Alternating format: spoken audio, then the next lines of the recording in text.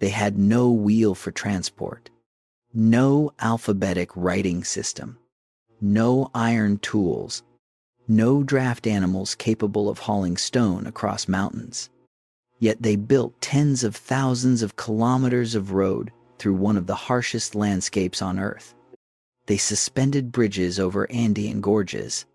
They moved messages, food, labor, and authority across deserts, jungles, and high mountain passes without markets, coinage, or a conventional written bureaucracy.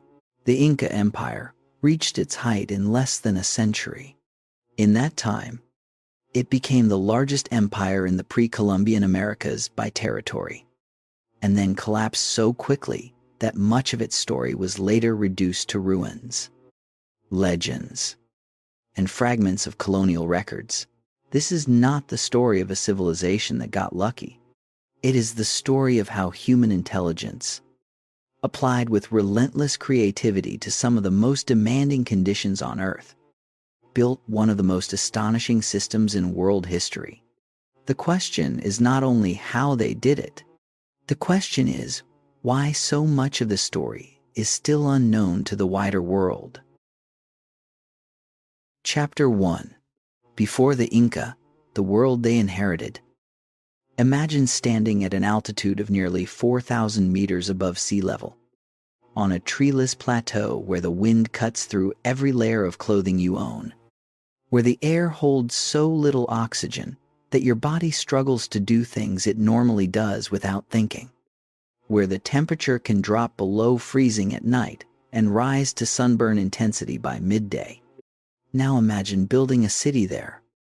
Not a temporary settlement, not a seasonal camp, a city with stone temples, administrative buildings, agricultural terraces carved into the mountainside with geometric precision, and a water system that carried fresh water to residents through channels engineered to follow the natural contour of the land. This is not a hypothetical.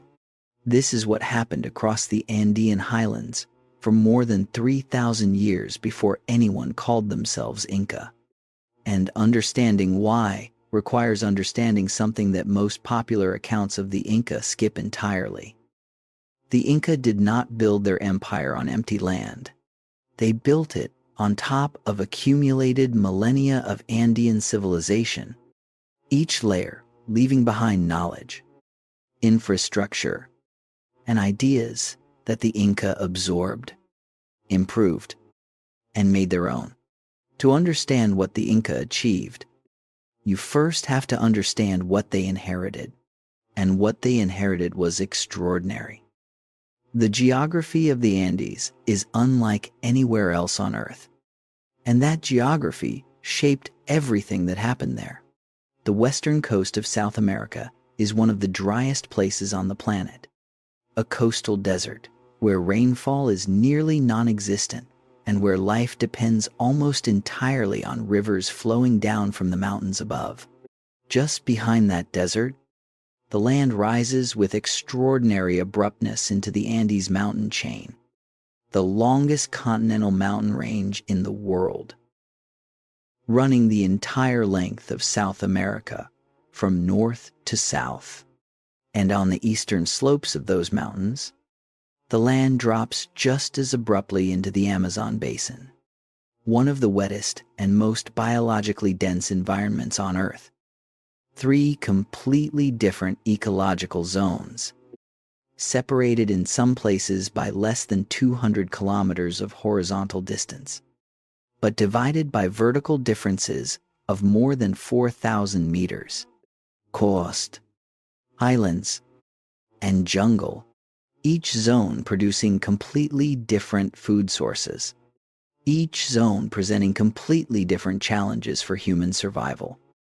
The civilizations that thrived in this environment did so not by choosing one zone and ignoring the others, but by finding ways to connect all 3. The anthropologist John Murra, in his foundational work on Andean economic systems, published in 1972, described this approach as the vertical archipelago model, in which Andean communities maintained simultaneous access to multiple ecological zones at different altitudes. A community in the highlands might maintain agricultural plots on the lower slopes for maize, higher terraces for potatoes and quinoa, and arrangements with coastal communities for dried fish. This was not trade in the conventional sense. It was a system of managed ecological diversity that functioned as insurance against the failure of any single zone. When drought hit the highlands, the coastal resources remained. When floods disrupted the lower valleys, the highland reserves held. This vertical logic became the foundation of Andean civilization, and it was already ancient by the time the first stone was laid at what would become Cusco. Go back to roughly 3000 BCE, on the dry coast of what is now Peru. In the valleys, where rivers from the Andes reach the Pacific, communities were building monumental architecture at a scale that surprises even specialists. Stop for a moment and hold that date. 3000 BCE. That is roughly the same time that workers were laying the foundations of the Great Pyramid at Giza. At that same moment, on the other side of the planet, people in the Andean river valleys were also organizing themselves at a civic scale that required sustained collective labor across generations. The site of Caral, located in the Supe Valley north of modern Lima, contains some of the oldest complex architecture in the Americas. Its platform mounds, the largest rising more than 18 meters, were constructed around 2600 BCE. The people of Caral were not a small experimental community. They were organized at a scale that required architectural planning across generations and a social structure capable of directing resources toward projects that served no immediate survival purpose. They built sunken circular plazas, interpreted by archaeologists as gathering spaces for ceremony and communal governance. They maintained long-distance trade connections that brought goods from the jungle and the highlands to their coastal settlements. The excavations at Caral, conducted over decades by the Peruvian archaeologist Ruth Shady Solis and her team, have not produced defensive walls, weapons caches, or skeletal evidence of organized violence at this early period. Whether this absence reflects a cultural achievement or simply geographic isolation is a question the evidence cannot yet definitively answer. What it establishes is that large-scale social organization in the Andes predates the Inca by more than 4,000 years. The Chavín culture, centered at the site of Chavín de Huántar in the northern highlands of Peru, represents the next major threshold in Andean complexity. Active, roughly between 900 and 200 BCE, Chavín was not an empire in any recognizable sense. It was something more subtle, and in some ways more durable, a religious and artistic tradition that spread across a vast geographic area through networks of pilgrimage, trade, and cultural exchange, rather than through military conquest. Its iconography, featuring supernatural beings that combine human, feline, raptor, and serpent characteristics in intricate low-relief carvings, appeared not just at the central site, but across hundreds of kilometers of Andean coast and highlands. Pottery, textile, and metalwork carrying Chavín-derived imagery have been found at sites so distant from the center that archaeologists describe the phenomenon as a cultural horizon, a moment when a single artistic and religious system exercised influence across virtually the entire Andean world. What Chavín demonstrates is something the Inca would later systematize and expand to a degree no previous Andean civilization had attempted. The Andes were not a collection of isolated communities. They were a network. They had always been a network. Think about what that means for a moment. The specific pattern of long-distance connection across ecological zones that John Murra identified as the deepest structural feature of Andean civilization was not invented by the Inca. It was inherited by them. The Inca were the heirs of a tradition stretching back more than 2,000 years before Pachacuti was born. After Chavin's influence waned, the Andean world produced a period of regional diversity that generated some of its most remarkable achievements. Picture a craftsman on the southern coast, sometime around 200 CE, kneeling in the desert to scrape a line into the pale ground surface. He is not working alone. Dozens of people work alongside him, clearing stones from a path that stretches further than he can see. He does not know what the finished design looks like from above. He knows only his section, his task, the specific instruction passed down through generations of practice about exactly how deep to cut, exactly how wide to clear. This is how the Nazca geoglyphs were made, not by mysterious forces, not by aerial guidance, but by organized communities applying patient collective labor to a ritual project whose purpose was entirely coherent within their own religious tradition. The most rigorous scholarly interpretation, developed by the archaeologist Helene Silverman and others, positions the geoglyphs as ritual pathways connected to water, fertility, and the worship of ancestral powers. They were a sacred landscape created by a culture whose internal logic was coherent within its own terms. The Moche culture on the northern coast, active roughly between 100 and 800 CE, produced ceramic portraits of individual human faces so specific and psychologically present that they convey something genuinely personal across a gap of more than 1,000 years. Hold one of these vessels in your mind for a moment. Someone sat for this portrait. Someone decided this specific face was worth preserving in clay with this level of care and attention. That decision tells you something about a civilization that valued the specific individual, the particular human face, in ways that many ancient cultures did not. The royal tombs excavated at Sipan, beginning in 1987, led by the Peruvian archaeologist Walter Alva, contained quantities of gold, silver, and ceramic work that forced a significant revision of scholarly assumptions about the complexity of early Andean polities. Then, in the first millennium CE, two cultures emerged that would shape the Andean world in ways whose influence was still visible when the Inca rose to power 5 centuries later.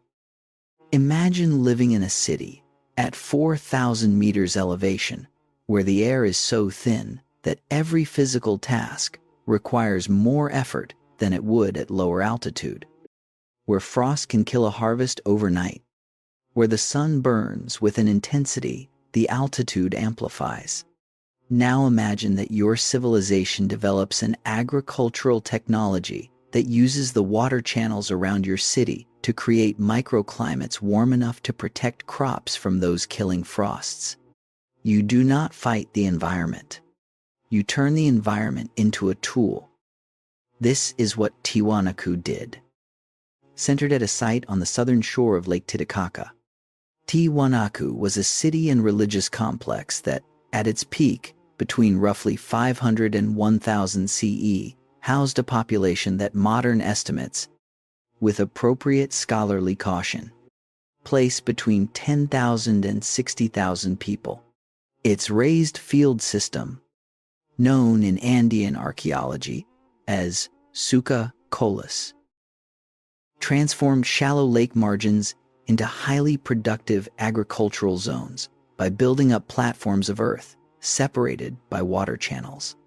The channels absorbed solar heat during the day and released it at night, creating a microclimate that protected crops from the frosts that regularly struck the surrounding landscape. Modern experiments reconstructing this system, carried out by the archaeologist Clark Erickson in the 1980s and 1990s, demonstrated that the raised fields produced yields competitive with modern agriculture in the same environment. The engineering that Tiwanaku developed was not primitive. It was sophisticated in ways that took modern scientists decades to fully understand. Wadi, centered in the Ayacucho region of the central Peruvian highlands, developed simultaneously with Tiwanaku and produced something that the Inca would later perfect at a scale Wari never achieved. The Wari built roads, not the casual tracks of foot traffic, but engineered pathways with evidence of deliberate planning, standardized construction, and administrative purpose. The Wari also built provincial administrative centers at strategic locations, centers whose architecture followed standardized templates that expressed state authority through built form. The archaeologist William Isbell, in his extensive research on Wari, published across several decades, describes the Wari system as the first attempt in Andean history to administer a genuinely multi-ethnic territory from a single political center. The Wari were not the Inca. Their administrative reach was more limited, their road system less extensive, but the template was there. The idea that a highland polity could extend its authority across multiple ecological zones by building physical infrastructure and placing administrative presence at key nodes was already tested and partially proven by the time Tiwanaku and Wari both declined around 1000 CE. What followed their decline was fragmentation. The Andean world broke into a mosaic of competing regional powers. On the coast, the Inca Empire rose to become the most powerful polity in the Andes between roughly 900 and 1400 CE, building their capital at Chan into a city of perhaps 30,000 people. The historian Michael Mosley has described Chimu as a dress rehearsal for the kind of administrative state the Inca would later perfect. When the Inca conquered the Chimu around 1470 CE, they did not simply loot their territory. They relocated Chimu craft specialists to Cusco, incorporated Chimu administrative techniques into their own bureaucracy, and absorbed the irrigation infrastructure that made the northern coast productive. This pattern, conquest followed by absorption rather than replacement, was one of the Incas' most effective and least appreciated tools of empire. By 1100 CE, roughly a century before the historical Inca state begins to take shape, the Andean highlands around modern Cusco were home to dozens of competing ethnic groups. The group that would become the Inca were, by the evidence available to modern archaeology and ethnohistory, not distinguishable in the early 12th century from several other comparable groups in the same region. They controlled a portion of the Cusco Valley. They spoke Quechua. They practiced the same highland agriculture, the same herding of llamas and alpacas, the same religious observances centered on sacred landscape features called huacas that characterized the broader cultural world they inhabited. What distinguished them was not their origins, it was what they did next. But before we follow them there, sit for a moment with what the preceding 3,000 years of Andean civilization had actually produced. Not a blank slate waiting for greatness to appear. Not a world of isolated peoples stumbling toward complexity. A sophisticated network of interlocking knowledge systems accumulated across dozens of generations of hard-won experience with one of the most demanding environments on Earth. The raised field technology of Tiwanaku, the road-building experiments of the Wari, the administrative techniques of the Chimu, the vertical ecological logic that John Murra identified as the deepest structural feature of Andean civilization, the tradition of long-distance connection across ecological zones stretching back to Chavín and beyond. All of it was waiting. The question was, Which group would figure out how to use all of it at once? The answer began in the Cusco Valley, with a founding story so carefully constructed and so politically useful that separating its mythological components from its historical core has occupied scholars for generations. That story is where we go next. Chapter 2. Origins and Myth. Who were the Inca? Picture a priest in Cusco, sometime in the 1300s CE. In the years before the empire existed, he is not powerful yet. His community is one of many competing groups in the highland valleys, no more obviously destined for greatness than its neighbors. But he is responsible for something that every community in the Andean world takes seriously: the story of where his people came from and why they deserve the ground they stand on. He is composing, refining, testing which version of the origin story lands with the most authority, which details make the claim to legitimacy feel most inevitable, which images connect most directly to the sacred geography that every Andean person understands. He is not lying. He is doing what every political culture in human history has done. He is building the myth that will carry his people forward. The story he and his successors constructed goes like this. In the beginning, there was darkness and chaos. The world had no order, no civilization, no proper way of living. The people of the Andes were scattered, without direction, without the knowledge to sustain themselves properly. Then the sun god Inti, taking pity on the suffering of humanity, sent two of his children down to earth. Their names were Manco Capac and Mama Ocolo, and Inti placed them on an island in the middle of Lake Titicaca with a golden staff and a single instruction: walk north. When the staff sinks completely into the earth with a single thrust, that is where you will build the city that will be the center of the world. They walked. The staff refused to sink in the soft soils of the lower valleys. They climbed into the highlands, and at a place in the valley of Cusco, at a hill called Huanacuri, the golden staff plunged into the earth and disappeared. There, Manco Capac and Mama Ocolo gathered the scattered peoples of the region, taught them to farm, to weave, to build, to govern themselves according to the will of the sun. And from that founding moment, the Inca ruled as the children of Inti, the rightful lords of the world their divine father had asked them to organize. This story, or versions of it, appears in multiple Spanish colonial sources compiled in the decades after the conquest. The chroniclers who recorded it, men like Pedro Chiesa de León writing in the 1550s and Felipe Guamán Poma de Ayala writing around 1615, were working from oral traditions that had survived the conquest and from interviews with Inca nobles and their descendants. The historian Brian Bauer, in his detailed archaeological and ethno-historical study of Inca origins, published in 1992, notes that the founding myth served functions that went well beyond simple explanation of origins. First, it connected the Inca to Lake Titicaca, the most sacred site in the pre-Columbian Andes, home to the Tiwanaku civilization, whose spiritual legacy carried enormous prestige among all Andean peoples.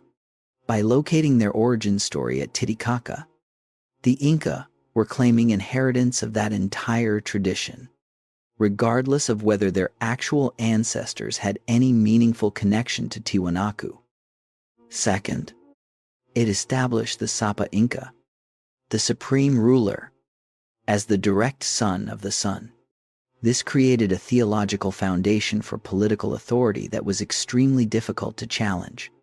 If the ruler was literally the child of the deity who made agriculture possible and life sustainable at high altitude, then questioning his authority was not merely political dissent. It was a rejection of the cosmic order that kept the world functioning. Third, it framed the Inca mission as civilizational rather than simply imperial.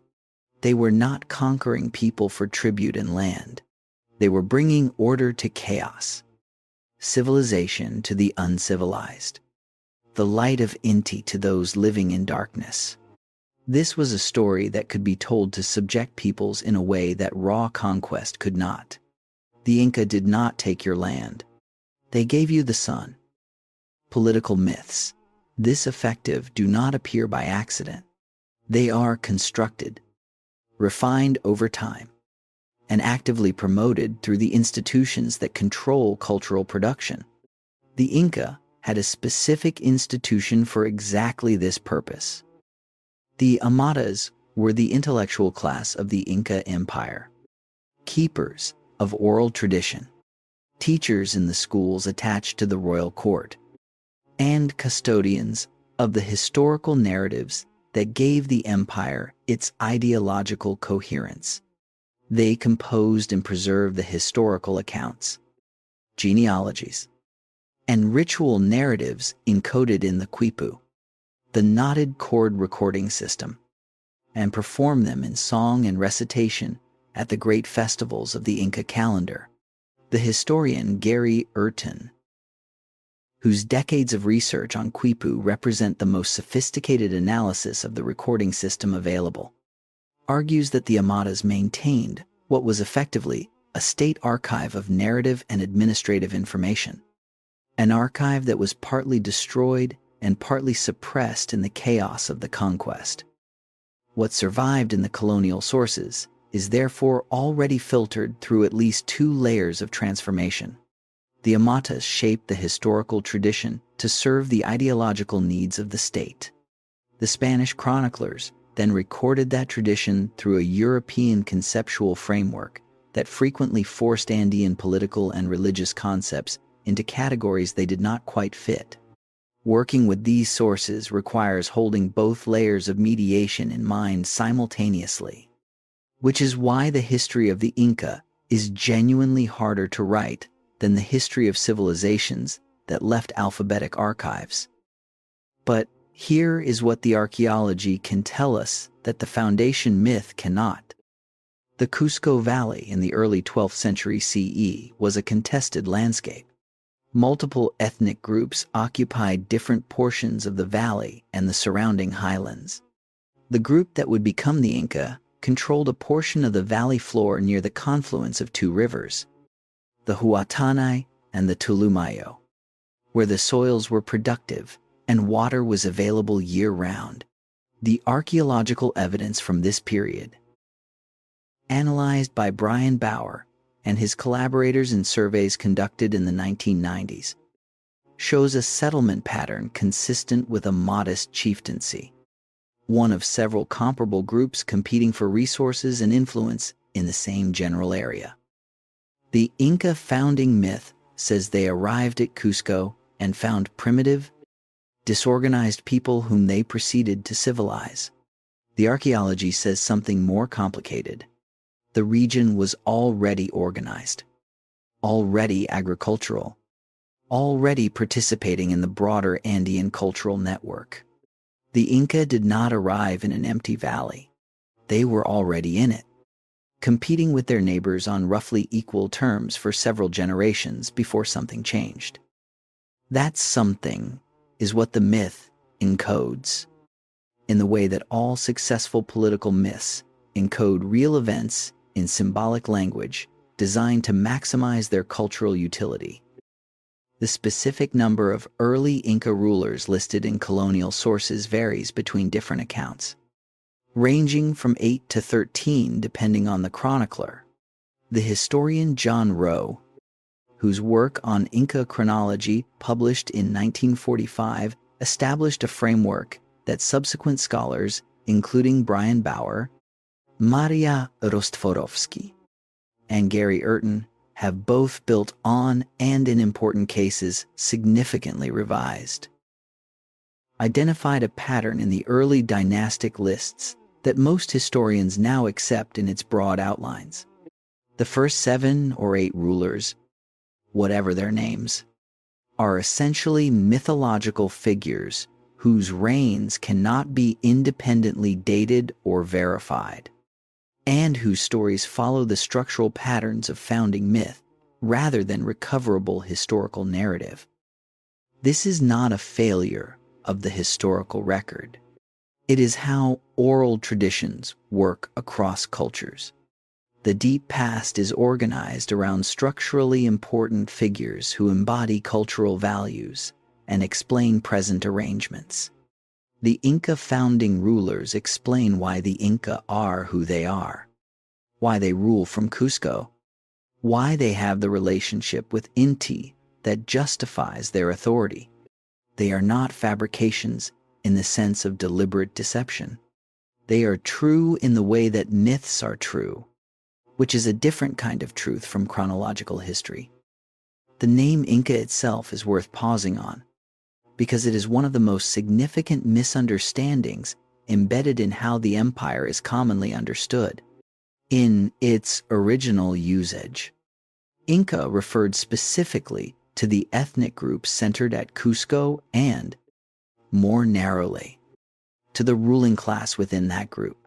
The ruler himself was the Sapa Inca, the unique or supreme Inca. The title did not refer to all the people living within the empire's territory. The tens of millions of people living within Tawantinsuyu, the Inca name for their empire, meaning the 4 parts of the world joined together, were not Inca in the ethnic sense. They were Andeans of hundreds of different ethnic identities, speaking dozens of different languages, following their own local religious traditions, who had been incorporated into an administrative system controlled by a relatively small ruling group at Cusco. The empire was ethnically diverse in ways that the shorthand term Inca Empire can obscure if you are not paying attention. The name Tawantinsuyu itself encodes the administrative geography of the empire. The 4 parts, or Suyus, were Chinchaysuyu to the north, Antisuyu to the east, Kualasuyu to the south, and Kuntisuyu to the west. Each Suyu was administered by a senior official called an Apu, drawn from the Inca royal lineages. The 4 parts met at Cusco, which the Inca conceived as the literal navel of the world, the point from which all authority radiated outward and to which all resources and information flowed back. This cosmological geography was not decoration, it was administrative architecture. The 4-part division organized census-taking, labor tribute assessment, military mobilization, and resource distribution in ways that made the entire imperial system legible and manageable from the center. The cosmology and the bureaucracy were the same system described in 2 different registers. But all of this belongs to the mature empire at its height. To understand how a modest chieftaincy in the Cusco Valley became the administrative center of a territory stretching from modern Colombia to central Chile, you have to follow the specific sequence of events that transformed it. That sequence begins not with a founding myth, but with a military crisis so severe that the people who lived through it described it in terms of the world nearly ending. The Inca did not build their empire because they were destined to. They built it because one man, in a moment of absolute danger, made a decision that no one around him thought was rational, and turned out to be right. That man was Pachacuti. But before Pachacuti, there was the crisis that made him necessary. The Chankas were coming. Chapter 3. The Rise, the Chanka War, and the Earthquake Moment. In approximately 1438 CE, the ruler of the Inca state at Cusco made a decision that every subsequent historian has had difficulty fully explaining. He left Viracocha Inca the 8th or 9th ruler in the Inca dynastic list, depending on which colonial source you consult, had ruled Cusco through a period of modest expansion, extending Inca influence over neighboring communities through a combination of military pressure and strategic alliance consistent with the competitive politics of the highland Andean world. He was not an ineffective ruler, but when the Chanka Confederation, a powerful grouping of ethnic groups from the Apurimac region to the northwest, marched on Cusco with an army that colonial sources describe as overwhelming in size, Viracocha Inca gathered his court, his preferred heir, and a substantial portion of his household, and withdrew to a fortified position outside the city. The logic, from a conventional military perspective, was defensible. Cusco, in the early 15th century, was not yet the monumental capital it would later become. If the Chanka army was as large as the sources suggest, holding the city against a direct assault may genuinely have seemed impossible. A strategic withdrawal to preserve the leadership and the core of the state was a recognized option in Andean warfare. But one person in Cusco did not leave. His name before he took the royal title was Cusi Yupanqui. He was not Viracocha Inca's chosen heir. He was a younger son, not the prince designated for succession, not the figure around whom the court's calculations of future power were organized. What he was, by every account in the colonial sources, was someone who looked at the situation in Cusco as his father was leaving and reached a different conclusion about what was possible. He stayed. He gathered whatever warriors remained in the city. He sent messages to neighboring ethnic groups whose relationship with the Inca was one of conditional alliance, asking for support. And then, according to the tradition preserved in virtually every colonial source that covers this period, the night before the battle, he received a vision. The version recorded by the chronicler Juan de Betanzos, who had the advantage of being married to a woman of Inca royal descent and conducted interviews with Inca nobles in the 1540s, describes Cusi Yupanqui receiving a vision of the sun god Inti himself, who promised him victory and the rulership of the world. The sun spoke to him in the darkness and told him that his courage would be rewarded with an empire. He woke the next morning and led his forces out to meet the Chanka army. The battle, or more likely, the series of engagements that followed, produced an outcome that the colonial sources describe in terms that blend military history with supernatural event. At the critical moment of the fighting, the very stones of the battlefield rose up and became warriors fighting on the side of Cusi Yupanqui. The Chanka were defeated. Cusco was saved. The historian Gary Urton, in his analysis of Inca origin narratives, identifies the stones becoming warriors as a specific type of Andean religious imagery connected to the concept of pururacas, sacred stones understood to be petrified ancestors or transformed warriors. The battle narrative is not describing a literal miracle. It is encoding, in the symbolic language that Andean oral tradition used to describe historically significant events, the fact that Cusi Yupanqui's force was joined at a critical moment by allied warriors whose arrival turned the battle. The stones that became warriors were almost certainly the fighters from neighboring ethnic groups who responded to his appeal for support. This matters because it reveals something important about what actually happened. The Inca did not defeat the Chanka alone. They defeated them with allies. And the specific obligation that created the debt that the neighboring groups were owed for those warriors shaped the next phase of Inca expansion in ways that pure military conquest cannot explain. Cusi Yupanqui returned to Cusco in victory. His father, Viracocha Inca, came back and attempted to reassert his authority.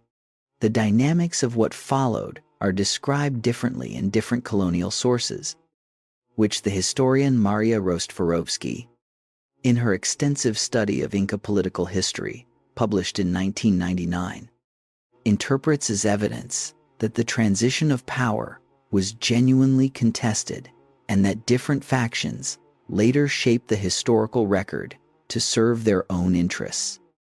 What the sources agree on is the outcome. Kusi Yupanqui took power.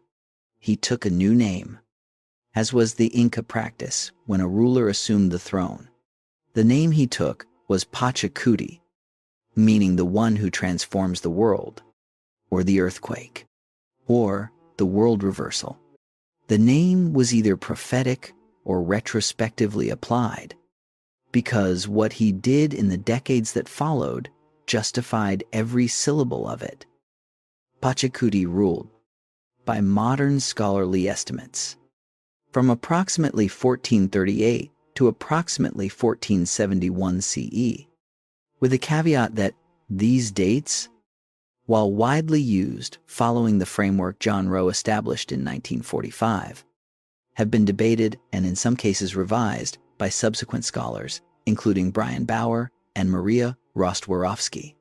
In roughly 3 decades, he transformed a regional chieftaincy into the framework of a continental empire, redesigned the city of Cusco from the ground up, developed the administrative systems that would carry the empire through the reigns of his successors, and personally led military campaigns that extended Inca control across the northern and southern highlands. Some historians, including John Rowe in his foundational studies, have argued that Pachacuti stands among the most consequential leaders in pre-Columbian history. The evidence for what he accomplished within his lifetime makes that argument difficult to dismiss. The first thing to understand about the expansion Pachacuti initiated is that it was not, at least in its early phases, primarily a story of military conquest. It was a story of strategic alliance, tribute negotiation, and the careful management of debt and obligation that had characterized Andean political relationships for centuries, now applied with a systematic intelligence that turned local customs into imperial instruments. The system he used was built around a concept the Spanish chronicles translate as reciprocity, but whose Andean content was considerably more specific than that word suggests. The Quechua term aini described an obligation of balanced exchange between individuals. You help me harvest my field today. I help you harvest yours at equivalent scale when your harvest comes. The social fabric of Andean communities was woven from these reciprocal obligations, which created networks of mutual support that provided the kind of insurance against individual misfortune that no market system existed to provide. Pachacuti took this deeply embedded social logic and scaled it to the level of state-to-subject relations. When the Inca state demanded labor from subject communities, it did so within the framework of the mita, an obligation to provide labor service to the state for a defined period.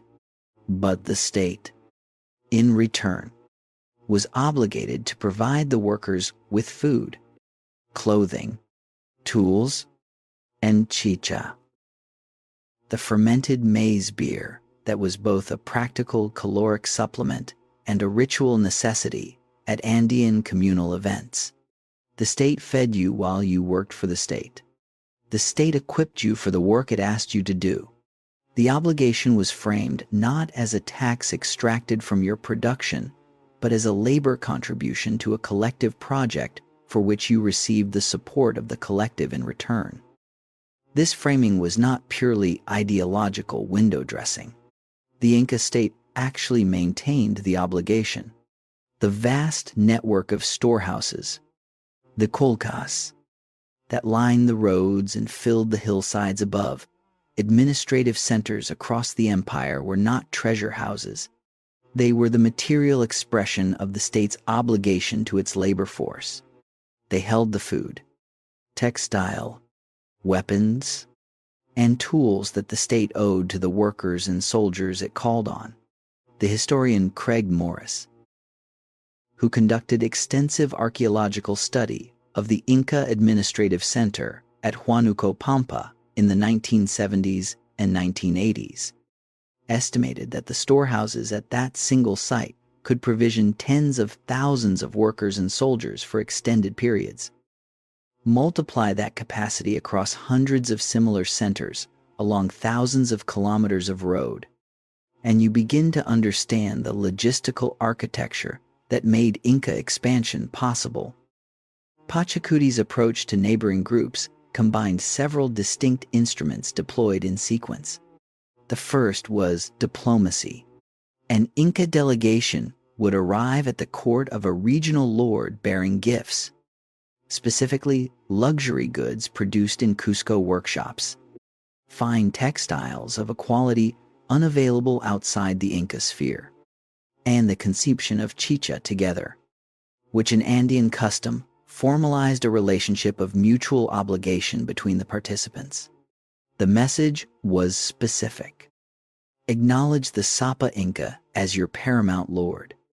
Provide the labor obligations the state will specify, and you will receive protection, access to Inca resources in times of shortage, and confirmation in your own position of authority over your people. For many regional lords, this offer was genuinely attractive. The Inca were not asking them to surrender their local authority. They were asking them to subordinate it to a higher level of organization in exchange for benefits that were real and material. If drought hit your community, the Inca state had reserves that could keep your people alive. If a neighboring group threatened you, the Inca military was the most powerful force in the Andes. The cost of entry was substantial, but so was the value received. When diplomacy failed, Pachacuti's second instrument was military force. The Inca army that emerged from his military reorganization was not an improvised force of raiders. It was a structured force organized by the same decimal system that organized the rest of Inca administration, divided into units of 10, 50, 100, 500, 1,000, and 10,000, each with designated commanders drawn from the Inca nobility or from loyal allied groups. It moved along the road system that Pachacuti was simultaneously building, supplied from the storehouses that lined those roads. And when military force succeeded, Pachacuti deployed the third instrument, which was the most consequential of all: integration. Defeated enemies were not simply looted and left.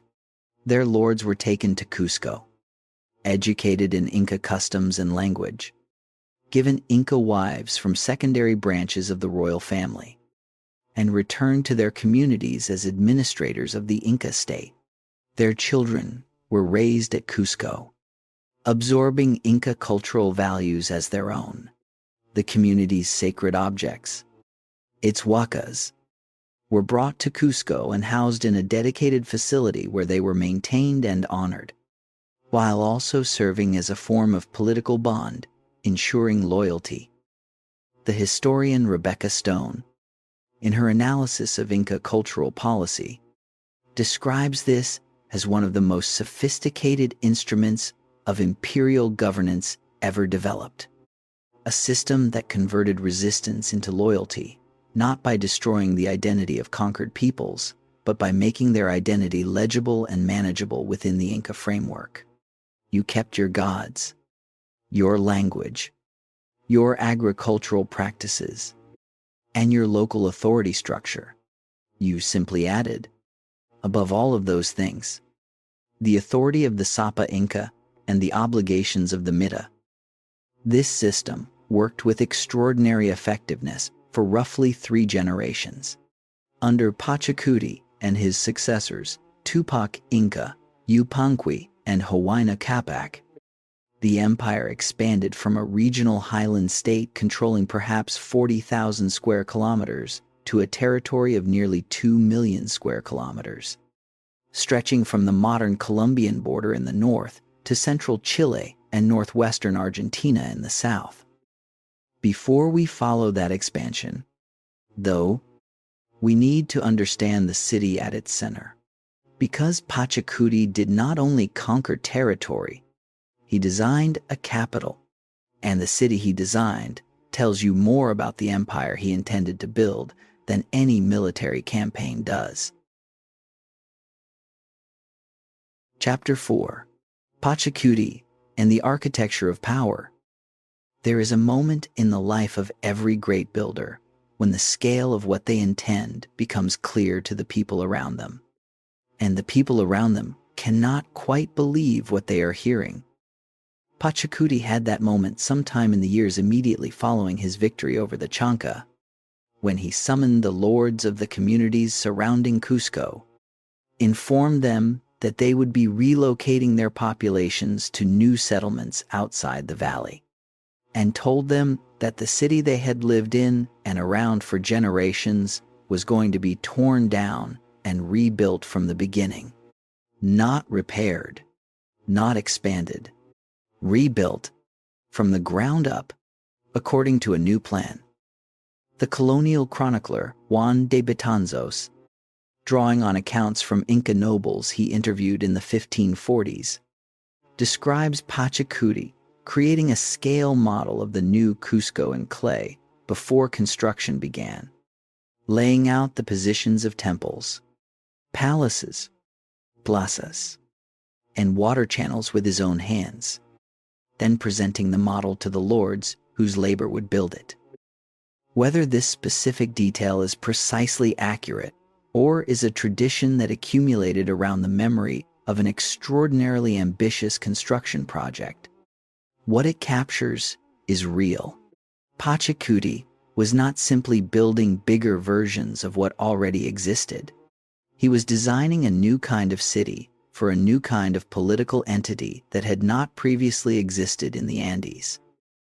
The Cusco that emerged from this reconstruction, built across the decades of Pachacuti's reign through the labor of thousands of workers drawn from the Mita system, was organized according to principles that encoded the empire's cosmological and political logic into the built environment itself. The city was laid out in the shape of a puma, the sacred feline of Andean religion, with the fortress of Sacsayhuaman forming the head on the hill above the city and the confluence of the two rivers at the southern end forming the tail. Whether this shape was a deliberate design feature or a retrospective interpretation applied to a city whose growth happened to suggest the outline.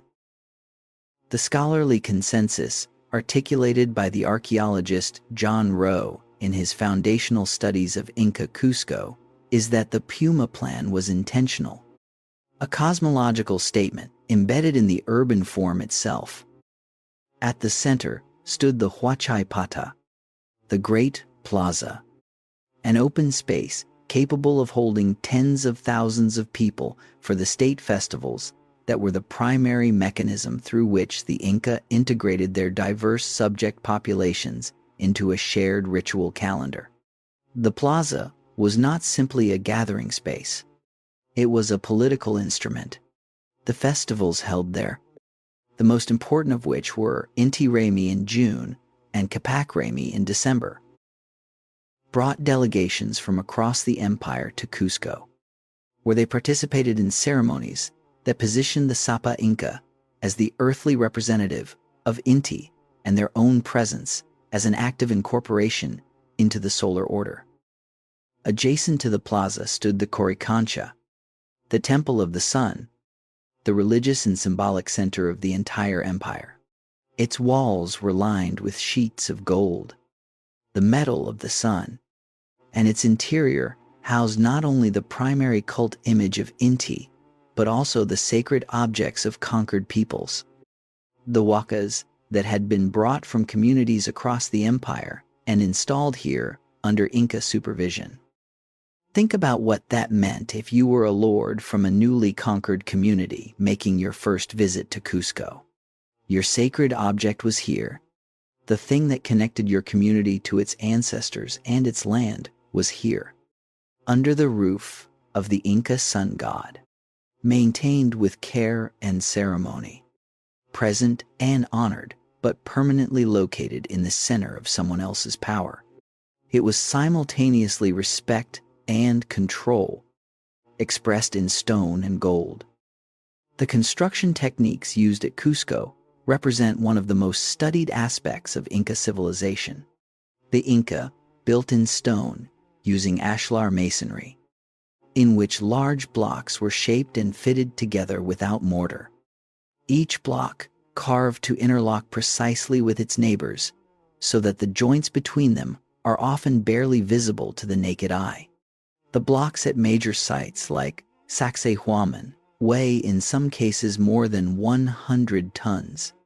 They were quarried, shaped, transported across difficult terrain, and fitted into position without metal tools, without wheeled vehicles, and without draft animals capable of pulling loads of that scale.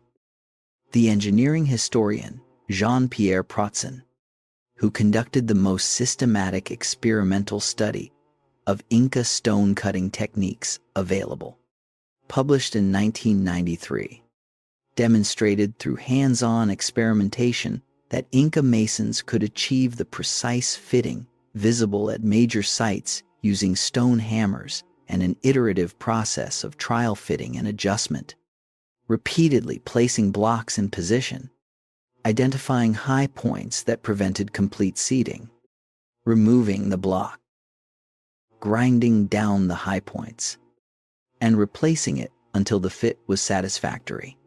The process was extraordinarily labor-intensive, but it was not mysterious. It was patient, systematic craftsmanship at a scale made possible only by the Middle labor system. Run your hand along the joint between two Inca stones at Sacsayhuaman or at the walls still visible in Cusco today, and you will understand something that no description fully conveys. The fit is so precise that you cannot slide a sheet of paper between the blocks. Men without metal tools achieved this. Men working with stone hammers and infinite patience achieved this. Men whose names we do not know, who came from communities across the Andes to fulfill their Mida obligation and went home again, achieved this. The earthquake resistance of Inca masonry was almost certainly a primary design goal, given that the Andes is one of the most seismically active regions on Earth. The slightly trapezoidal shape of Inca doorways and windows, wider at the base than at the top, distributes stress in ways that reduce the leverage forces that cause rectangular openings to fail during ground movement. The interlocking of blocks without mortar means they can shift slightly relative to each other during an earthquake and then resettle, rather than cracking along rigid mortar joints. The Spanish buildings constructed on Inca foundations in Cusco after the Conquest have been damaged or destroyed by multiple earthquakes over the centuries. The Inca foundations beneath them have largely survived intact. Now step back from the stone and consider the human scale of what Pachacuti was building. Every block you can see was carried here by a person. Every fitted joint was the result of someone kneeling on cold stone in high-altitude wind, hammer in hand, checking and rechecking and adjusting until the fit was right. The Mida system made this possible not because it was forced labor in the simple sense, but because it mobilized, fed, equipped, and directed collective human effort at a scale no previous Andean civilization had achieved. That same system, the one that built the walls, was now being extended to build something even more consequential than the city itself. Pachacuti was also building a road. Actually, he was building thousands of kilometers of road. And to understand what that meant, you need to understand the kind of empire he was trying to govern. The fundamental unit of Inca administration was the decimal system, applied not to numbers in the abstract, but to people as the primary resource the state managed. The population under Inca control was organized into units of 10 households, each with a designated leader. 10 of those units, 100 households, formed the next level. 10 of those, 1,000 households. The system continued upward through levels of 50 and 500 as intermediate categories, producing an administrative hierarchy that theoretically connected every household in the empire to the central government in Cusco through a chain of accountable officials.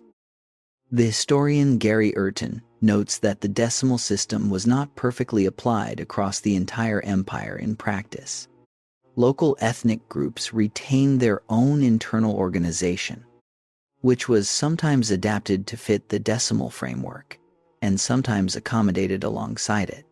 The decimal hierarchy was an overlay, an interface between the state and the enormous diversity of local community structures, rather than a complete replacement of those structures. What the decimal system provided was census capacity. The Inca state knew, or attempted to know, how many people lived in every community under its administration, what resources they controlled, what labor they could provide, and what obligations they owed. A state that knows how many able-bodied adults live in a valley and what agricultural resources that valley produces can calculate how much labor it can extract through the midda without destroying its productive capacity. A state operating without this knowledge is not merely guessing. The Inca state was built precisely to avoid that situation. The mita labor obligation was the engine of everything the Inca state built and maintained. The road system, the storehouses, the temples, the military campaigns, the agricultural terraces. All of it was built and sustained by mita labor. But the mita was not a simple head tax expressed in days of work.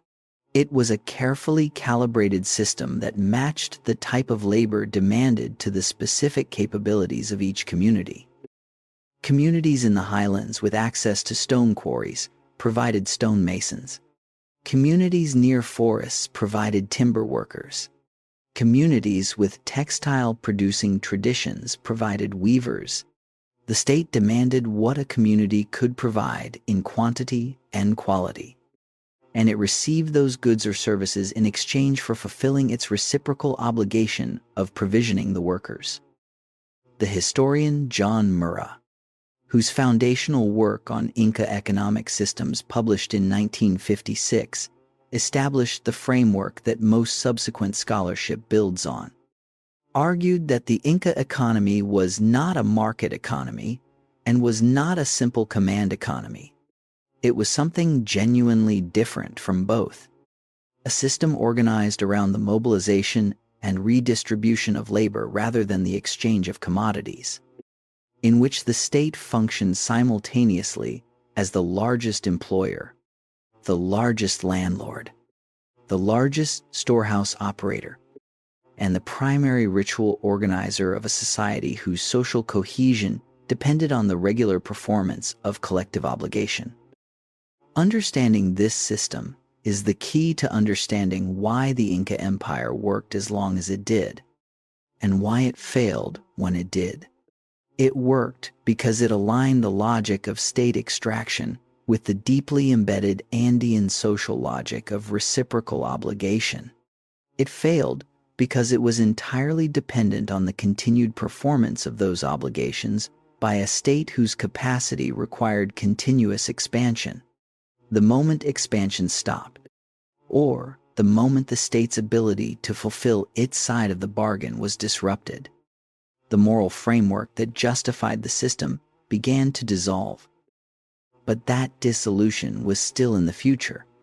The system was being built, and it was working.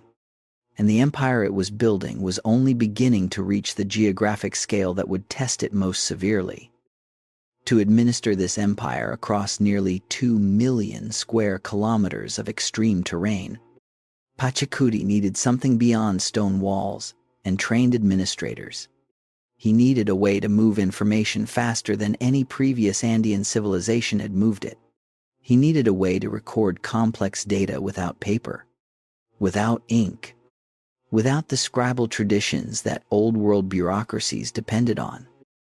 What he built to solve these problems was unlike anything that had existed in the Americas before it. Chapter 5. Quipus, Roads, and the Empire's Brain. Stand on the section of Inca Road that runs along the ridge above the Sacred Valley north of Cusco on a clear morning, and try to hold in your mind what you are standing on. The road surface beneath your feet was engineered, not worn into existence by accumulated foot traffic, not a track that gradually solidified through repeated use, but deliberately planned, deliberately graded, deliberately surfaced with stone, fitted to the specific demands of the terrain it crosses. Where the ground is soft, the road is raised on a causeway with drainage channels cut on either side to prevent waterlogging. Where it crosses a steep slope, it is cut into the hillside as a terrace, with the uphill side held by a retaining wall. Where it climbs a nearly vertical face, it becomes a stairway. The steps cut directly into bedrock or built up from fitted stone, wide enough for two people to pass and regular enough in their spacing that a runner can maintain pace without breaking stride. The road you are standing on connects to other roads. Those roads connect to other roads. The entire network, documented by the archaeologist John Hislop in the most comprehensive survey of the Inca road system ever conducted, published in 1984, extended to an estimated 40,000 kilometers, a figure that continues to be refined as new surveys add detail. To put that in perspective, the circumference of the Earth is roughly 40,000 kilometers. The Inca built a road network comparable in total length to the circumference of the planet, through terrain that includes some of the highest mountain passes, driest deserts, and deepest river gorges on Earth. The system had two main arteries. The Highland Road, the Camino Real, ran along the spine of the Andes from what is now the Colombia-Ecuador border in the north to the Mal River in modern Chile in the south, a distance of roughly 5,500 kilometers. The coastal road ran parallel to it along the Pacific coast for a comparable distance.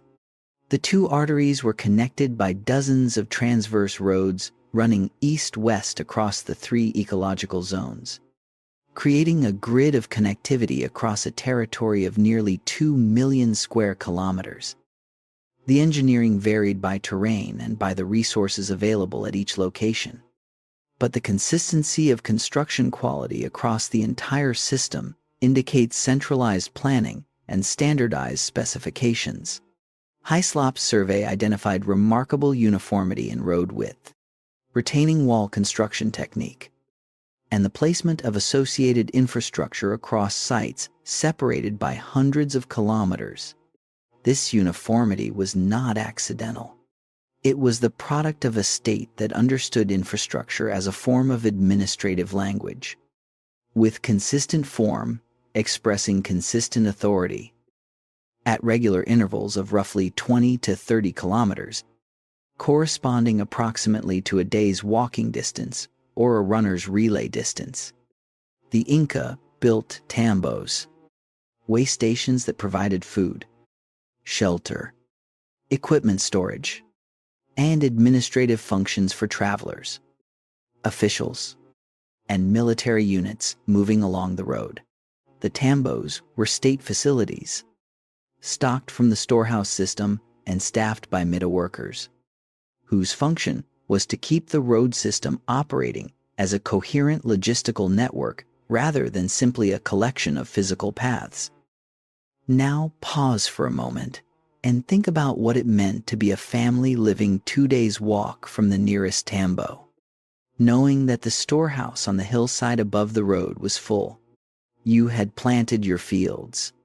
You had fulfilled your Mida obligation. The road connected you to the rest of the empire, and the storehouse was there because the state had an obligation to you, not just you to the state. That storehouse was the physical embodiment of a promise. The storehouse complexes associated with major tambos are among the most archaeologically visible features of the Inca landscape. The kolkos, circular or rectangular stone structures built in rows on hillsides above road junctions and administrative centers, were designed with sophisticated passive ventilation systems that maintained constant airflow through stored goods, keeping temperatures low and moisture controlled in ways that extended the shelf life of stored food significantly. The archaeologists Craig Morris and Donald Thompson, in their excavation of the Inca Administrative Center at Huánuco Pampa, published in 1985, documented kolka complexes with a combined storage capacity sufficient to provision large numbers of people for extended periods. But the physical road and its associated infrastructure, remarkable as they are, were only the hardware of the system. The software, the information carrying capacity that made the road network into a genuine communication system, was the chasqui network. Chasquis were trained relay runners who carried messages, small packages, and fresh food along the road network at remarkable speeds. Some estimates, based on the distances between relay stations and accounts in the colonial sources, suggest figures of several hundred kilometers per day for a message traveling along the main highland road under normal conditions.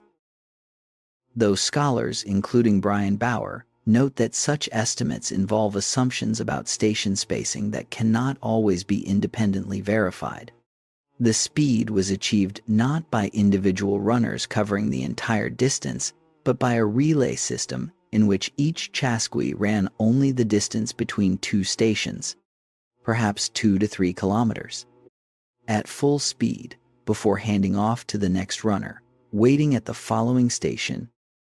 The colonial chronicler Pedro Chiesa de León, writing in the 1550s from interviews with people who had lived under the Inca system, describes fresh fish from the Pacific coast arriving at the Sapa Inca's table in Cusco within 2 days of being caught, a distance of roughly 350 kilometers across the Andes.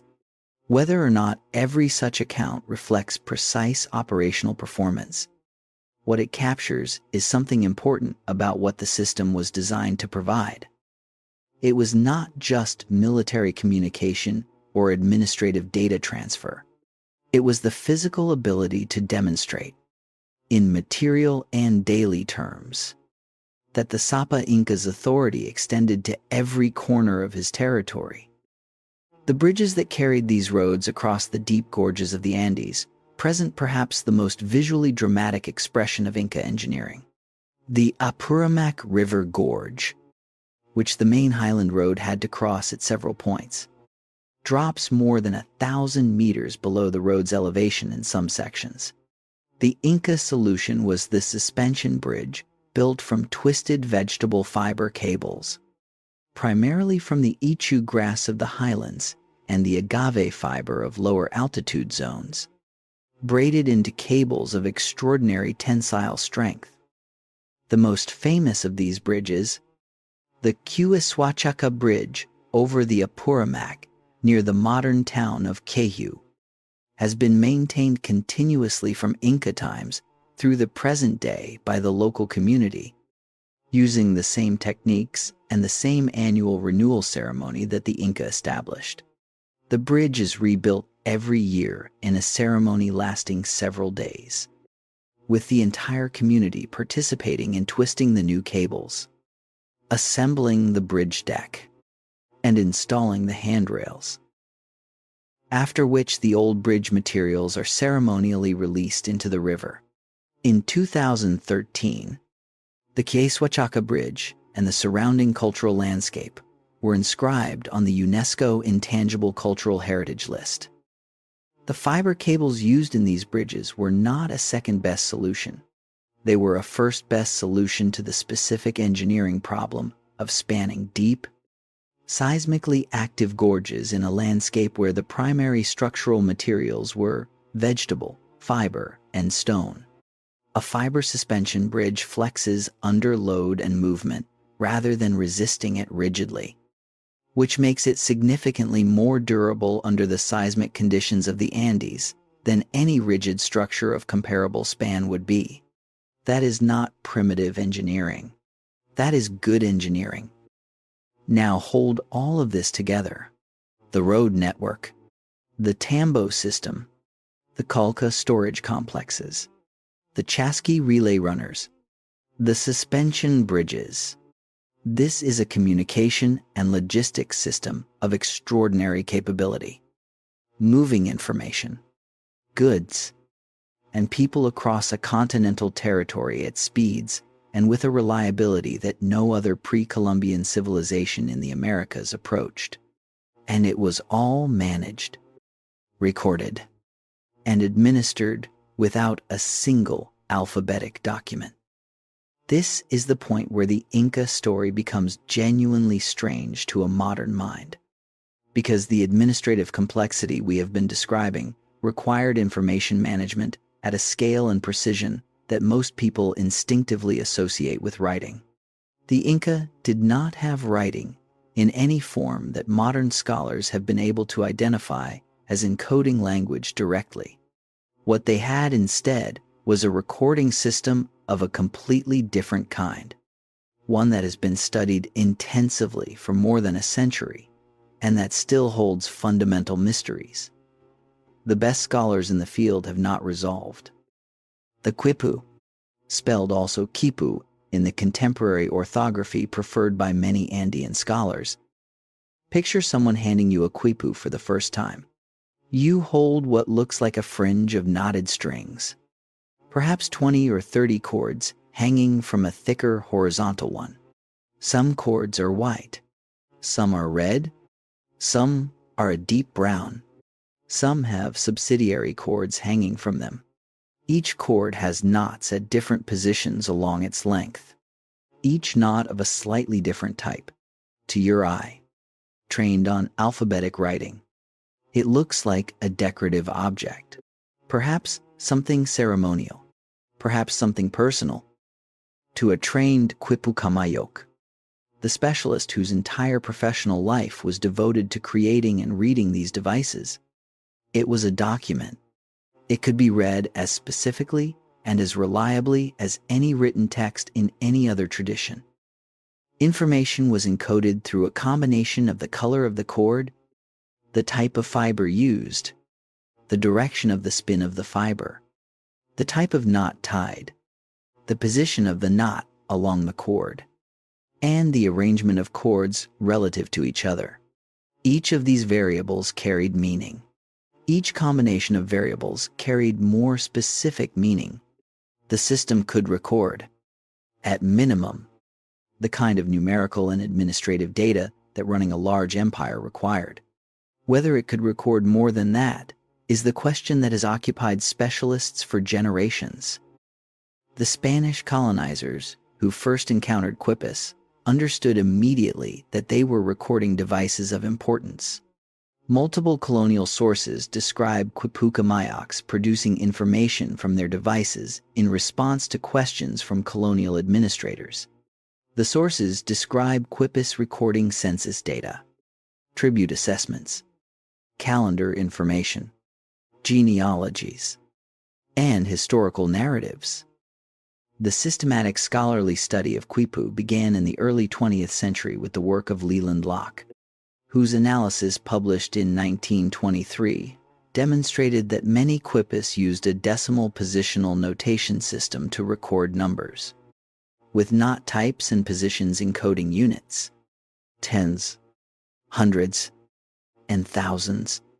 Locke's work established the basic numerical reading of quipus and showed that they were a genuine and sophisticated recording technology. But Locke's analysis also revealed the limits of what numerical reading alone could explain. Many quipus contained chords and knot arrangements that did not fit the decimal numerical system. The archaeologist Gary Urton, whose decades of work on quipu represent the most systematic contemporary analysis of the recording system, published a comprehensive study in 2003 arguing that the non-numerical elements encode information in a binary system of choices that could, in principle, encode a very large number of distinct signs. In 2005, Urton and Carrie Brezine published an analysis of a group of quipus from the site of Pachacuti, near modern Lima, demonstrating a hierarchical relationship between the quipus in the group, consistent with the kind of nested administrative reporting structure that the Inca decimal system would have required. Summary quipus at higher administrative levels encoded the same totals as the sum of more detailed quipus from subordinate levels.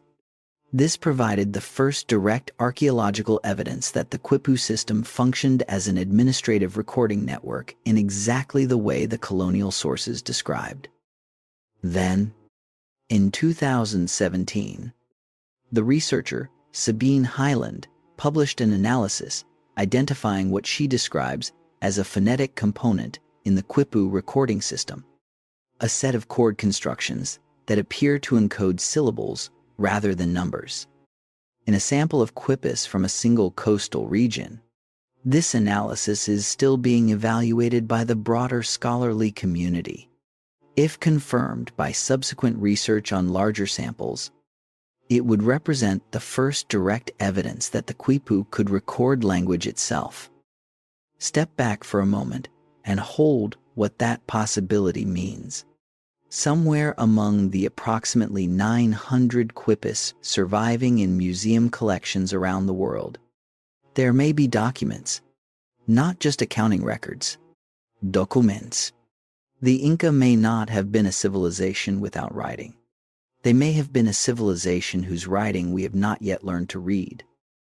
The Conquest destroyed the community of practice that would have allowed the system to be read. We have the physical objects. We have lost the readers. We have not yet learned to read them. That failure is ours, not theirs. Now hold the road system and the quipu system together.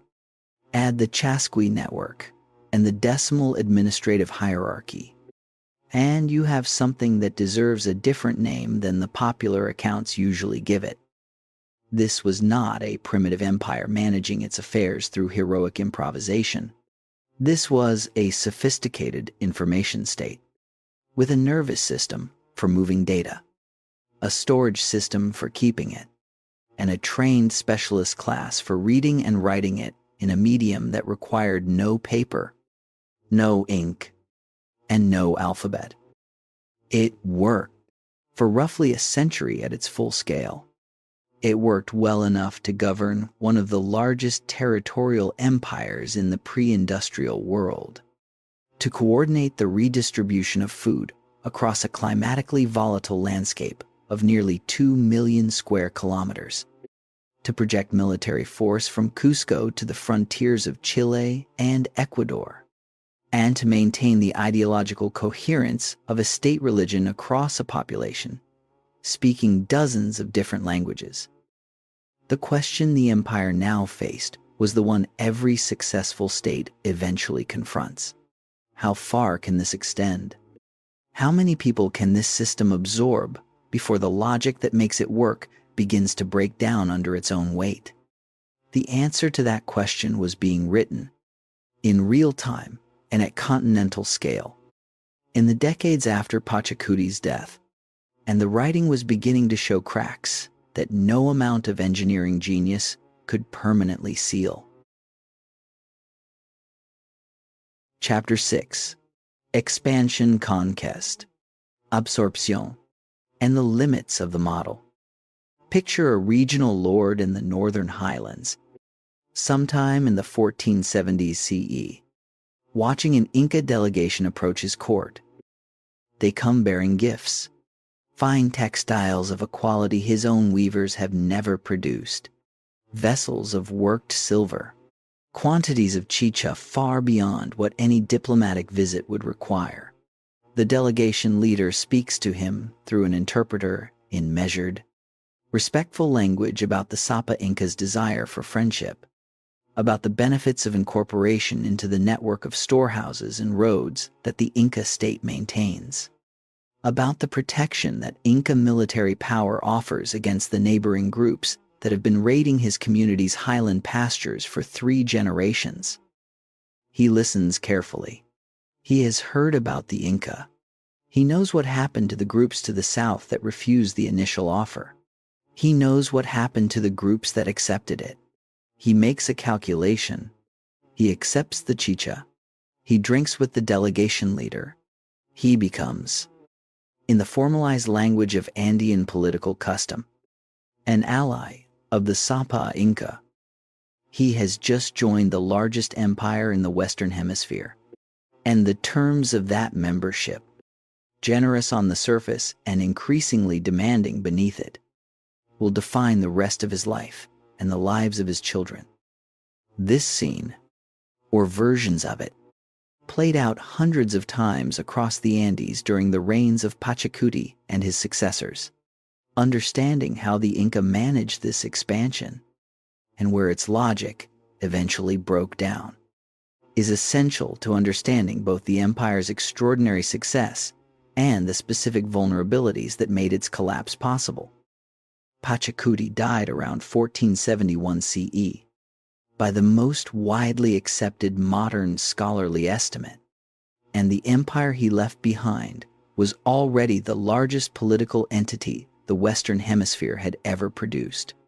It was also, by any honest assessment, incomplete. The road network had gaps. The storehouse system was still being extended into newly incorporated territories. The decimal administrative hierarchy had been fully implemented in the Highland core, but was still being imposed on the coastal regions and the northern frontier zones. His son, known to history as Tupac Inca Yupanqui, understood this, and he spent the approximately 22 years of his reign, from roughly 1471 to 1493 CE, doing something that required a particular combination of military capability and administrative intelligence that few rulers in any civilization have managed simultaneously. He doubled the size of the empire while consolidating the administrative systems that made the existing territory governable. The conquests Tupac Inca Yupanqui conducted were systematic extensions of the Inca administrative model into new territories. Each campaign, followed by the construction of roads, tambos, kolkhas, and administrative centers that incorporated the conquered territory into the existing information and logistics network. The historian John Rowe, in his foundational analysis of Inca expansion, published in 1946, describes Tupac Inca Yupanqui as the most militarily successful of all the Inca rulers, responsible for the conquest of more territory than any of his predecessors or successors. The northern campaign extended Inca control into modern Ecuador, incorporating the powerful Canary and Quito confederations after campaigns that the colonial sources describe as prolonged and difficult. The Canary in particular resisted with a determination the sources attribute to their deep attachment to their own political identity and their accurate assessment of what Inca incorporation would cost them. The conquest of Quito brought the empire to its northernmost permanent frontier, roughly at the modern Colombian border, where the terrain and the resistance of local populations made further expansion impractical rather than simply difficult.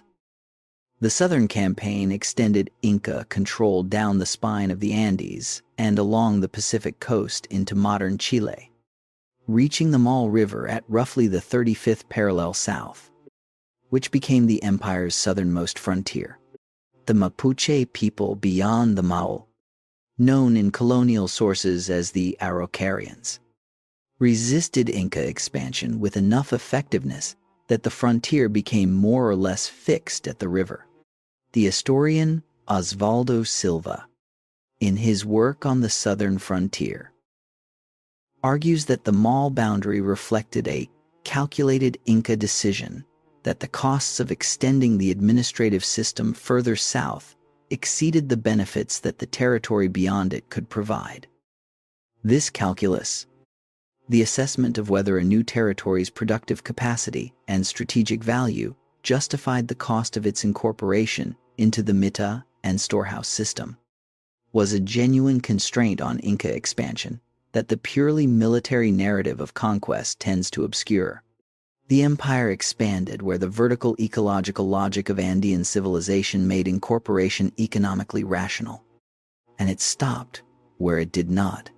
The vast Amazon basin to the east, containing enormous biological resources but incompatible with the highland agricultural systems that the Inca state was built to manage and tax, was never seriously incorporated.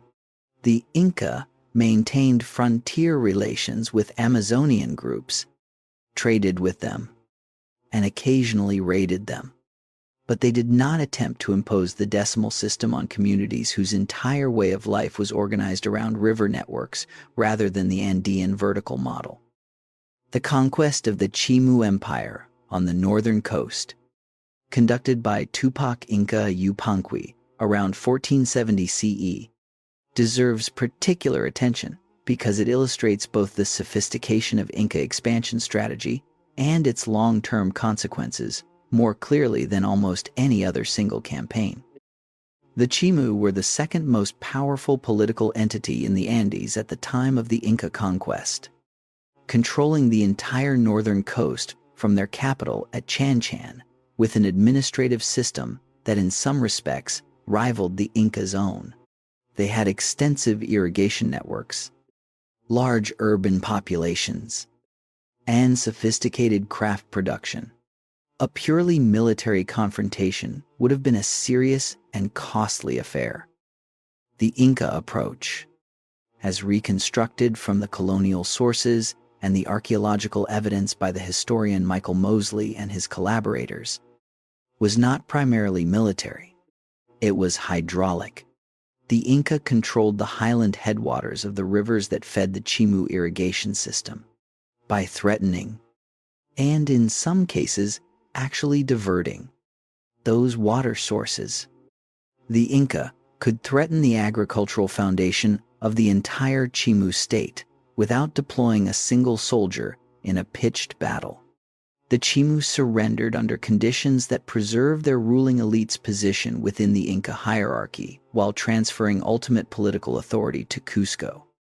What followed the surrender was a systematic transfer of Quipu knowledge and skilled personnel to Cusco.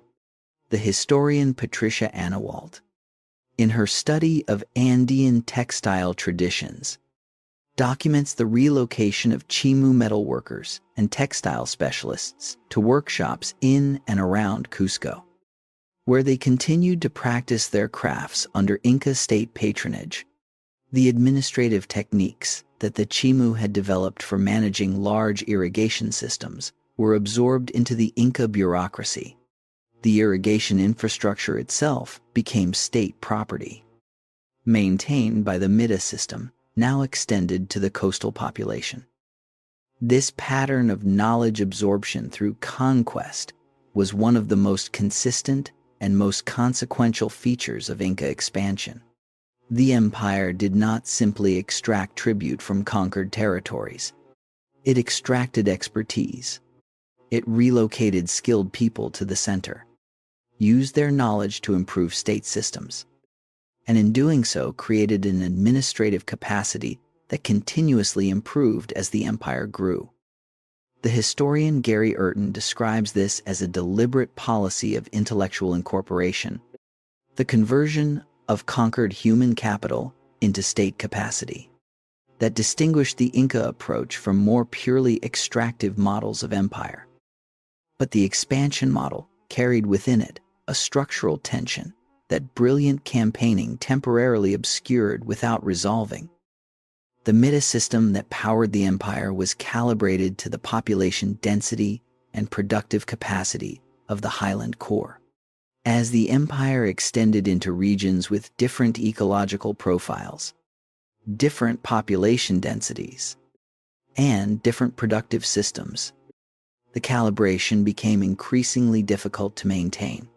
Coastal populations, whose agricultural system was based on irrigation rather than highland terrace farming, had a different relationship to labor organization than highland communities did. The flexibility was real, and it was what made the system work across such a diverse territory. But flexibility creates complexity, and complexity creates administrative load. There was also the problem of distance. The Inca administrative model was built around the assumption that information could move reliably between the periphery and the center, and that the center could respond with sufficient speed to maintain control. The Chasqui system made this possible within the highland core.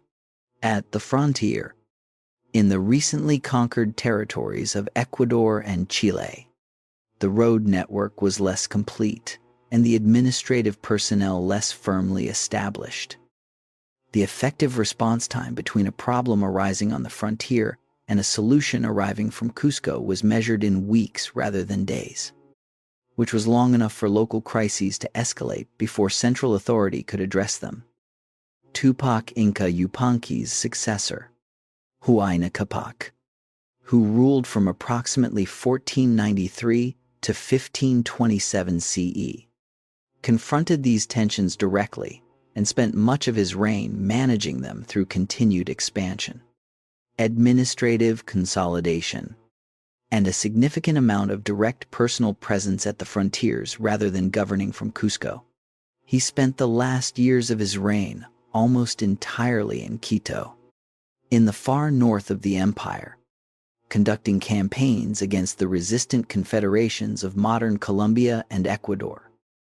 His prolonged absence from Cusco was itself a symptom of the administrative strain the empire was experiencing.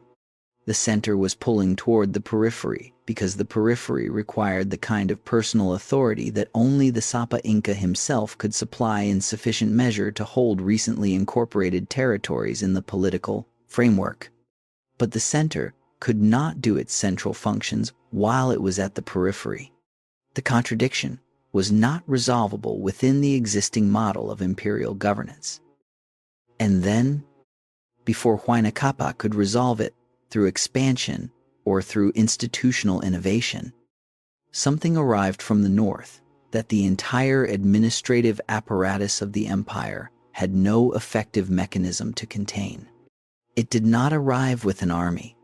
It arrived invisibly, moving faster than any Chasqui could run, passing through communities before anyone understood what was happening, leaving behind a trail of dead that the colonial sources describe in terms of genuine horror. The smallpox epidemic that reached the Inca Empire sometime around 1524 to 1526 CE, years before Francisco Pizarro's expedition arrived on the coast, was the advance guard of the European contact that would destroy the empire. It moved along the same road network and the same trade routes that connected the empire's communities to each other, using the infrastructure of Andean connectivity as the mechanism of its own spread. Huayna Capac died of what the colonial sources describe as a sudden and overwhelming illness, almost certainly smallpox, in approximately 1527 CE. At Quito, or in the region around it, he died without clearly designating a successor. And the structural vulnerability that the split inheritance system had built into the Inca political model from its earliest days now expressed itself with consequences that no one inside the empire was equipped to manage. That crisis, and what it made possible for 168 Spanish soldiers who arrived on the coast 5 years later, is the story of the chapters ahead. But before we reach the conquest, we have to understand the people who actually lived inside this empire at its height. Because empires are not made of rulers and roads. They are made of people. Chapter 7. Inca Society, who actually lived in this empire. In a village in the Quipus, the southern quarter of the empire, sometime in the 1480s CE, a woman is getting up before dawn. She is not a noble. She is not a craft specialist relocated to Cusco. She is a farmer's wife in a community of perhaps 200 households on a terrace-covered hillside at roughly 3,500 meters elevation, in the zone where the primary crops are potatoes, quinoa, and chuño, the freeze-dried potato product that can be stored for years without spoiling, and that constitutes the caloric foundation of highland Andean life in bad harvest years. Her husband is away.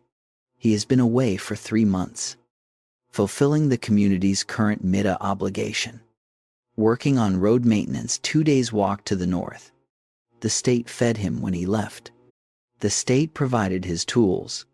The state will return him when the obligation is fulfilled. She manages the household in his absence, not as a temporary caretaker, but as the primary economic agent of the family unit. She controls the family's llama herd. She makes decisions about which fields to plant this season and which to leave fallow. She negotiates the labor exchanges with neighboring households that are the social glue holding the community together during the months when the MITA has removed a portion of the adult male labor force. Her situation is specific. Her obligations are specific.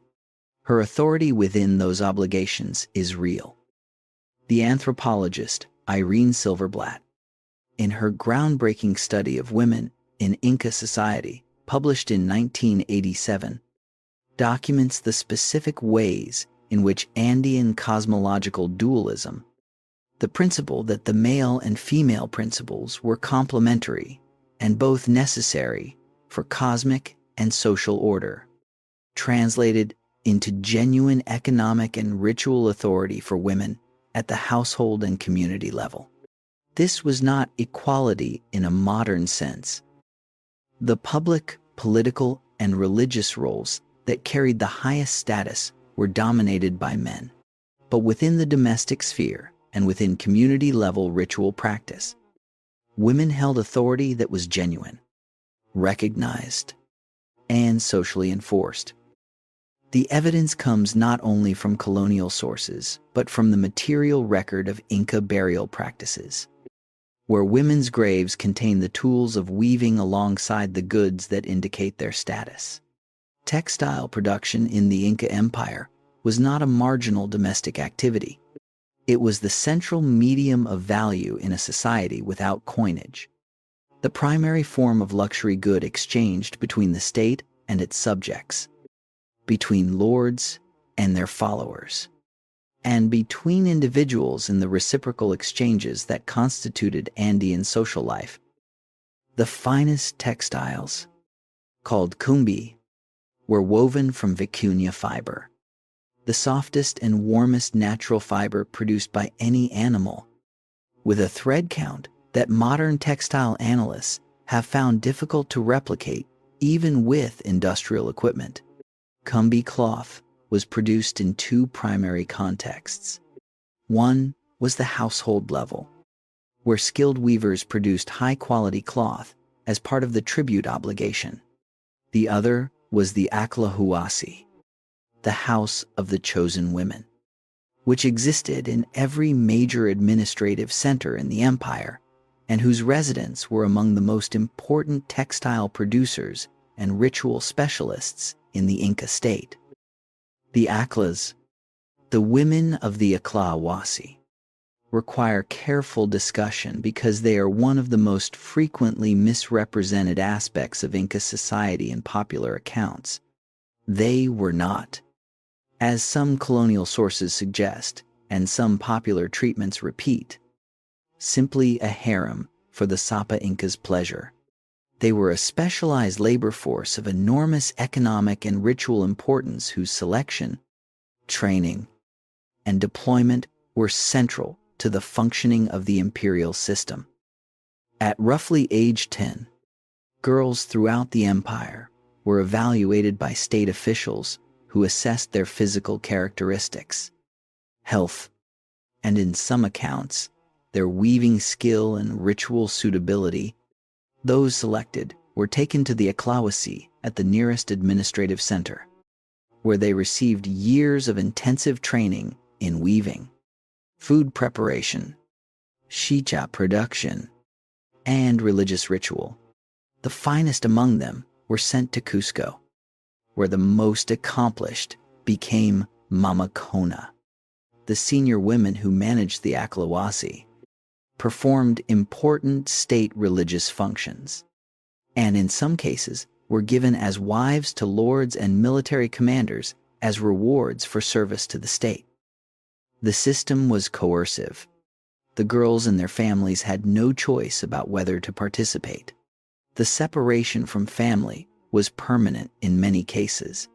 These aspects of the Aklawasi cannot be softened in honest historical treatment. But the colonial framing that reduced all Aklas to concubines missed the actual structure of the institution, in which the majority of women lived in organized communities producing the kumbi textiles, the fermented chicha, and the ritual performances that the state distributed as the material expression of its reciprocal obligations.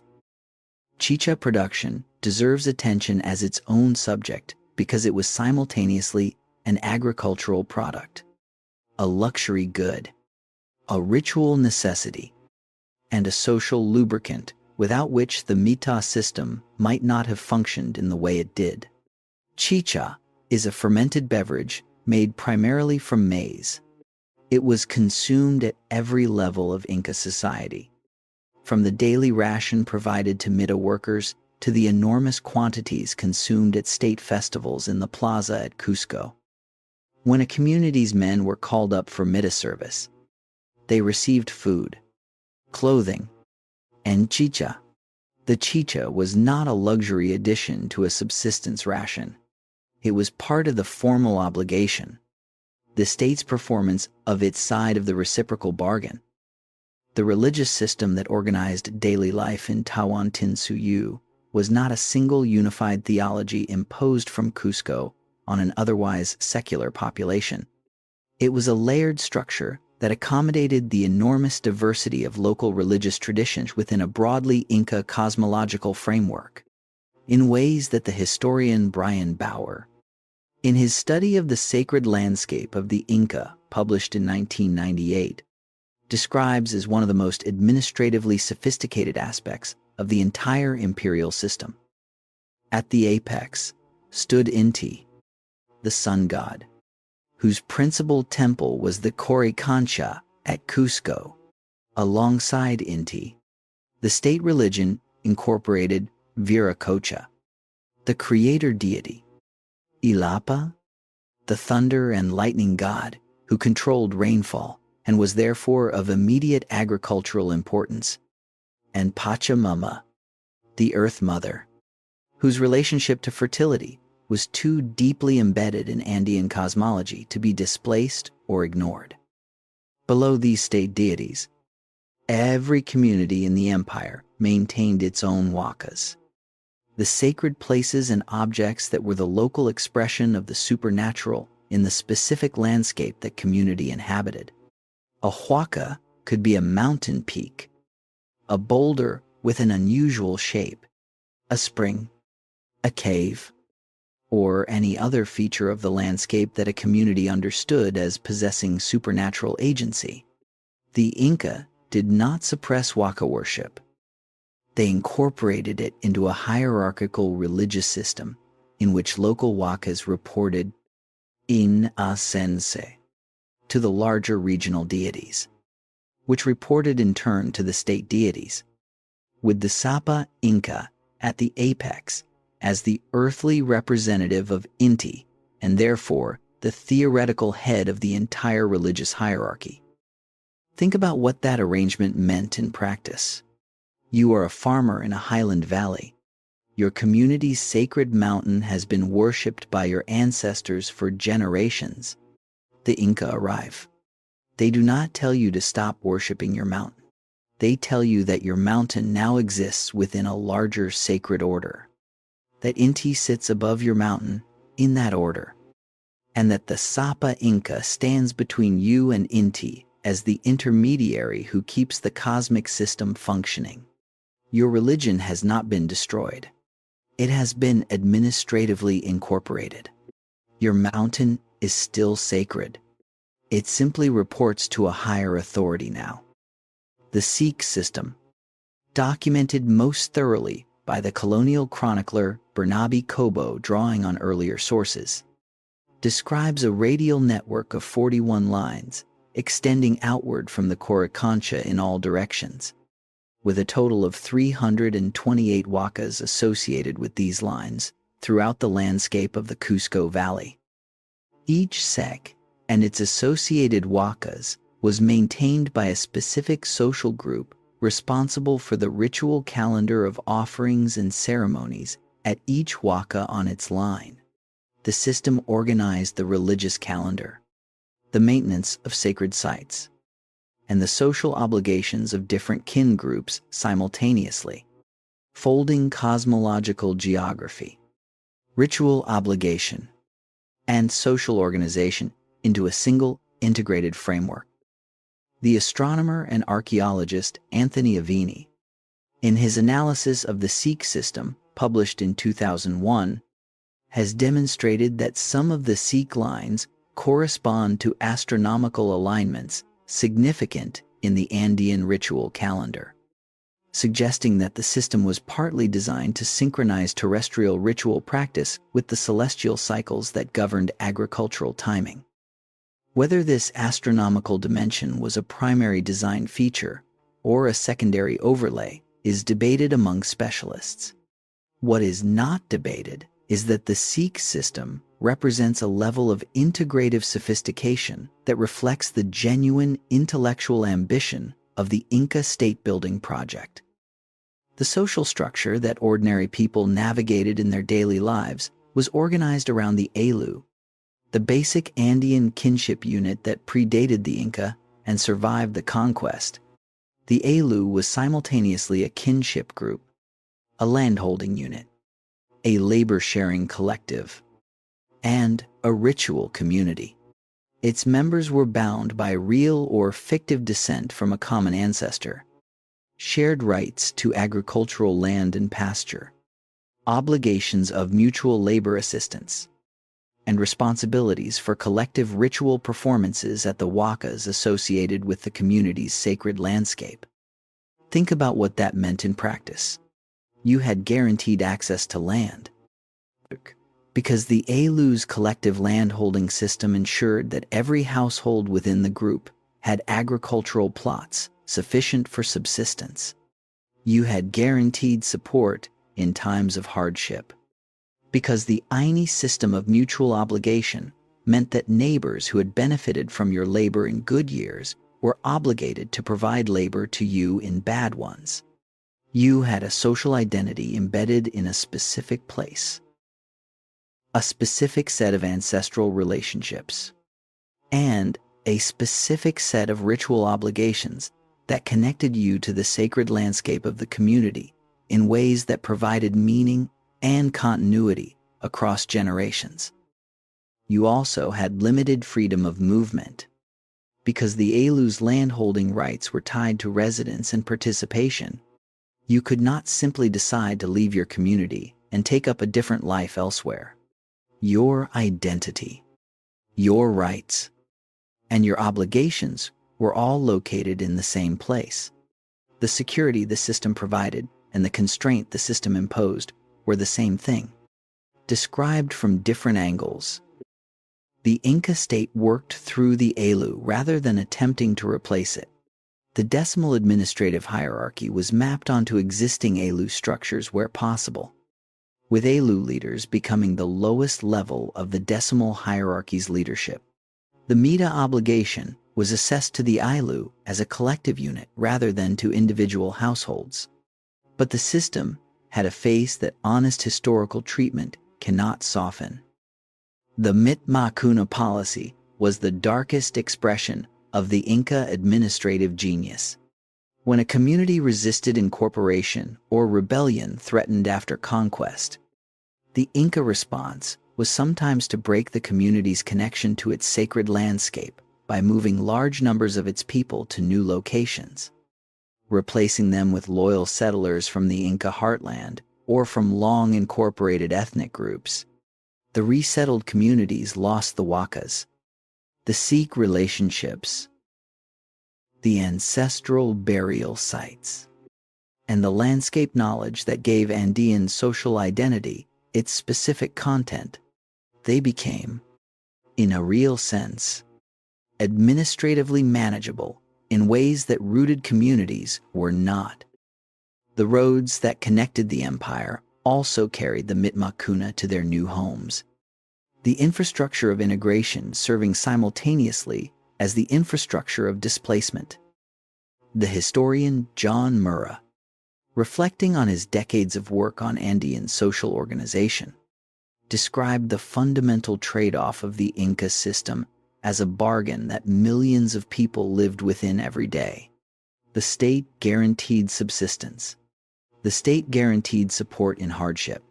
In exchange, the state required labor, compliance, and the subordination of individual and community ambitions to the imperatives of an imperial project whose benefits, while real, were distributed very unequally between the ruling elite at Cusco and the farming communities on the Andean hillsides. That bargain required the state to keep its side of the promise, and what was coming would make keeping that promise impossible. Back in the village in the Quipus, the woman who rose before dawn is finishing her morning work. Her husband will be home in a few weeks. The storehouses on the hillside above the road are still full.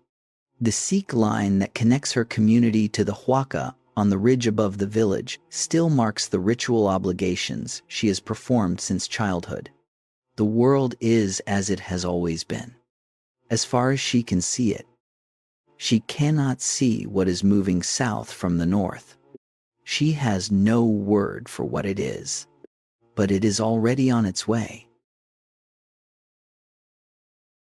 Chapter 8.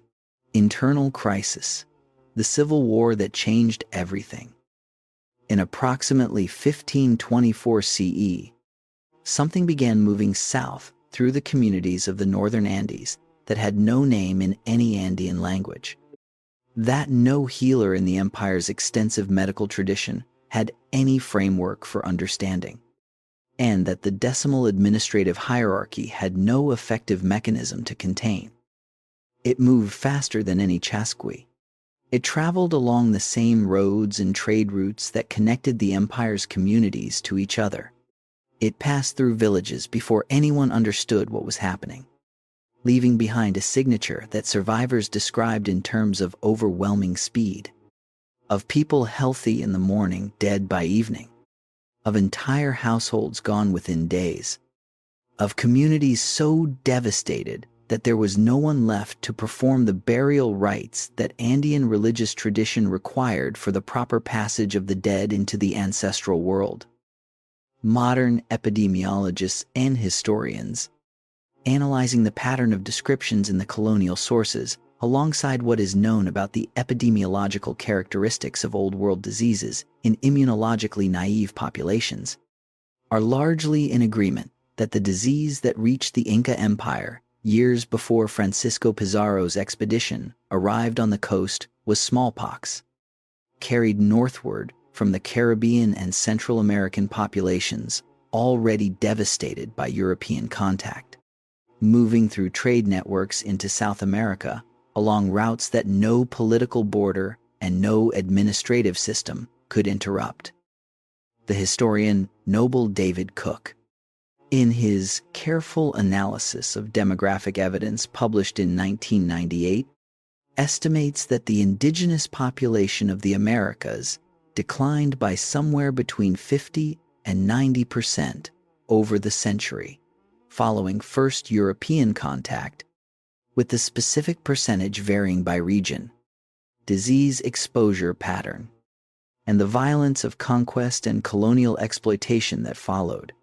In the Andean highlands, where population density was high, and the road network created conditions for rapid disease spread.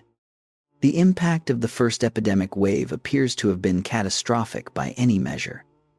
The evidence supports Huayna Capac, the 11th Sapa Inca, by the most widely accepted dynastic count, died in this epidemic, probably in 1527 CE, at or near Quito, far from Cusco, far from the ceremonial context that Inca tradition required for the proper management of royal succession.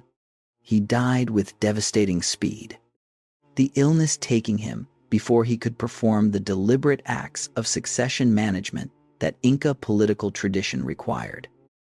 To understand why his death created the specific crisis that followed, you have to understand the structural problem embedded in the Inca succession system that had been building pressure since the empire's earliest decades.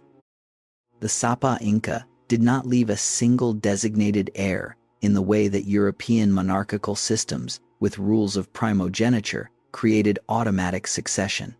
He had many sons, by multiple wives of different status. The principal wife, the Koya, was ideally the ruler's full sister, a practice that the historian Irene Silverblatt and others have analyzed as a strategy for concentrating the divine solar bloodline. The Koya's son was, theoretically, the preferred successor. But the historical record of the Inca dynasty shows that, in practice, the succession was determined by a complex negotiation among the Inca nobility, the panacas of previous rulers, the military commanders, and the ruler's own expressed preferences, with the outcome frequently contested and sometimes resolved by force. Huayna Capac had at least 2 sons with plausible claims to succession. Huáscar, whose mother was of high noble status and who had been designated by some accounts as the preferred heir before the epidemic, was based in Cusco and had the support of the traditional nobility and the court institutions centered in the capital. Atahualpa, whose mother was from the Quito region and who had spent years in the north with his father during the campaigns against the frontier confederations, had the support of the experienced military commanders and the battle-hardened armies that had been operating in the north under Huayna Capac's direct leadership. The civil war that broke out between them, beginning around 1529 CE and lasting until 1532 CE, was not simply a dispute between 2 royal brothers over inheritance. It was a structural conflict between 2 different power bases within the Inca system, each with legitimate claims, each with real military capacity, and each unable to accommodate the other within a political framework that had no institutional mechanism for power sharing at the apex. The historian John Rowe's analysis of the Civil War and the ethno-historian Maria Rostworowski's more detailed examination of the political dynamics both emphasize that the conflict exposed a vulnerability that had been present in the Inca succession system from its earliest days, but had been managed through the personal authority of strong rulers. Huayna Capac's sudden death, far from the capital, without a clear public designation of successor, removed the personal authority that had been doing the managing and left the structural vulnerability fully exposed. The war was conducted across the entire length of the empire. Entire communities were forced to choose sides. Military campaigns crossed and recrossed the road network, consuming the storehouse reserves that were supposed to provision workers and soldiers in times of peace. Sacred sites were damaged. Administrative officials were killed or displaced as the military situation changed. The historian Terence D'Altroy, in his comprehensive analysis of the Inca Empire, published in 2002, describes the Civil War as inflicting damage on the administrative and logistical infrastructure of the empire that would have required years of sustained effort to repair, even without any external threat. The storehouses had been drawn down. The road maintenance system had been disrupted by the diversion of Mita labor to military purposes. The decimal administrative hierarchy had been partially dismantled in territories that changed hands during the fighting. Atahualpa won.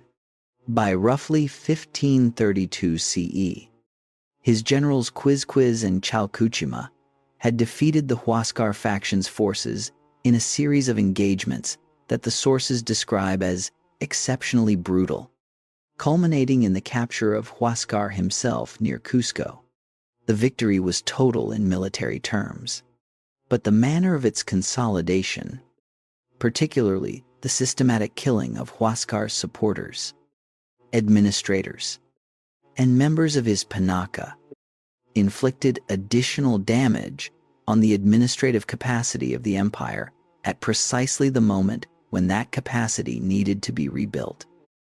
Atahualpa himself was in the northern city of Cajamarca when his generals sent word of Huascar's capture. He was celebrating his victory. He was, by every account in the colonial sources, at the apex of his power, commanding the largest and most battle-experienced army in the Andes, in secure control of an empire that stretched from modern Colombia to central Chile. He was also, though he did not yet know it, facing a threat that none of his military experience, administrative intelligence, or political sophistication had given him any framework for assessing accurately. A small group of Spanish soldiers had landed on the coast. Francisco Pizarro's expedition had first made contact with the northern coast of the Inca Empire during earlier voyages in 1526 and 1527 CE, collecting enough information about the wealth and organizational sophistication of the civilization to the south to return to Spain, obtain royal authorization for a conquest expedition, and assemble the force that landed permanently on the Ecuadorian coast in 1531 CE. By the time Pizarro and his 168 men were moving inland toward Cajamarca in 1532 CE, they had had several years to gather intelligence about the empire they were approaching, including, crucially, information about the civil war that had just concluded and the political instability that followed it. Pizarro knew more about Atahualpa's situation than Atahualpa knew about Pizarro's. This asymmetry of information was itself a product of the epidemic that had preceded the Spanish arrival. The communities on the coast that had survived contact with earlier Spanish expeditions had some understanding of Spanish military technology and methods. But the epidemic had killed so many people and disrupted so many social structures that the transmission of that understanding to the Inca political center had been inconsistent and incomplete. Here is what that means for how we understand what came next. Francisco Pizarro did not conquer a unified empire at the height of its power. He arrived at the end of a civil war that had killed large numbers of people, depleted the storehouse system, disrupted the administrative hierarchy, and left a significant portion of the population with reasons to resent the victorious faction rather than defend it. He was not facing the empire that Pachacuti had built. He was facing the wreckage of that empire, held together by a military victory that was only months old, in a political environment so fractured that many communities were calculating whether alliance with these strangers might be preferable to continued submission to Inca authority. The disease came first. The Civil War came second. The Spanish came third. Understanding that sequence is the only way to understand what actually happened at Cajamarca on the 16th of November, 1532. Chapter 9. The Conquest? How did 168 men do this? The question has been asked for nearly 500 years. and it has never received a fully satisfying answer. Not because the evidence is insufficient, but because the event itself sits at the intersection of so many different kinds of causation that any single explanation always leaves out something that mattered. Picture Cajamarca on the afternoon of the 16th of November, 1532. The sun is already moving toward the western ridgeline. The great plaza of this highland administrative city is empty. The buildings around it are quiet, but inside those buildings, 168 Spanish soldiers are waiting in the shadows. Horses bridled and ready, weapons drawn, hearts almost certainly pounding at a rate that none of them would have admitted to the man standing next to them. Outside the city, camped on the surrounding hills, is an Inca army numbering in the tens of thousands. Between the city and that army, moving in an enormous ceremonial procession, is the most powerful man in the Western Hemisphere. He has accepted an invitation to meet. He has come to talk. He does not know what is waiting for him inside the plaza. 168 Spanish soldiers in a highland city in the Andes captured the ruler of the largest empire in the Western Hemisphere, killed a large number of his attendants according to the colonial sources, whose figures vary significantly between accounts, and effectively destroyed the political center of a state governing millions of people in a single afternoon. How? The Spanish plan, conceived by Pizarro and communicated to his commanders in the hours before the meeting, was an ambush. The soldiers were hidden in the buildings around the plaza. The horses were ready. The small artillery pieces the expedition had brought were positioned to fire into the plaza. When Atahualpa entered the open space, the Dominican friar Vicente de Valverde would approach him with a Bible and a speech about the Christian God and the authority of the Spanish crown. Whatever Atahualpa's response, the speech was not intended to produce a theological dialogue. It was intended to produce a moment that could be described afterward, in legal documents filed with the Spanish crown, as a refusal that justified military action. The friar approached. The speech was delivered, almost certainly in a translation so imperfect that its theological content was essentially lost. Atahualpa, by the accounts of Spanish participants recorded in the colonial sources, examined the Bible with curiosity and then, depending on which source you consult, either dropped it, set it aside, or handed it back. Pizarro gave the signal. The artillery fired. The horses charged out of the buildings where they had been hidden. The Spanish soldiers poured into the plaza with steel swords and pikes. What followed was not a battle. It was a massacre of people who had come to a ceremonial meeting, not a military engagement. The attendants who had accompanied Atahualpa into the plaza had no weapons drawn. They had no formation. The artillery, fired at close range into a densely packed crowd, produced psychological shock that had no equivalent in Andean military experience.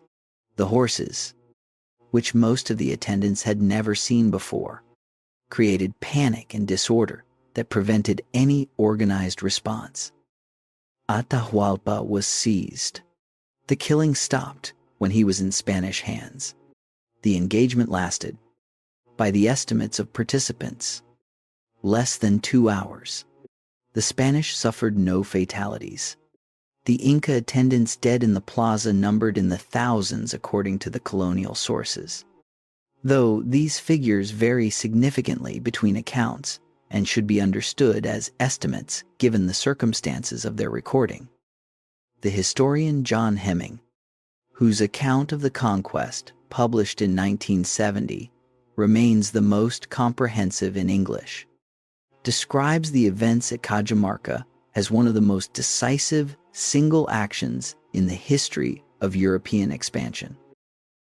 a moment that converted a theoretical military vulnerability into a concrete political catastrophe for the Inca state, in a time frame so compressed that the administrative and military apparatus of the empire had no opportunity to respond before the central node of authority had been captured.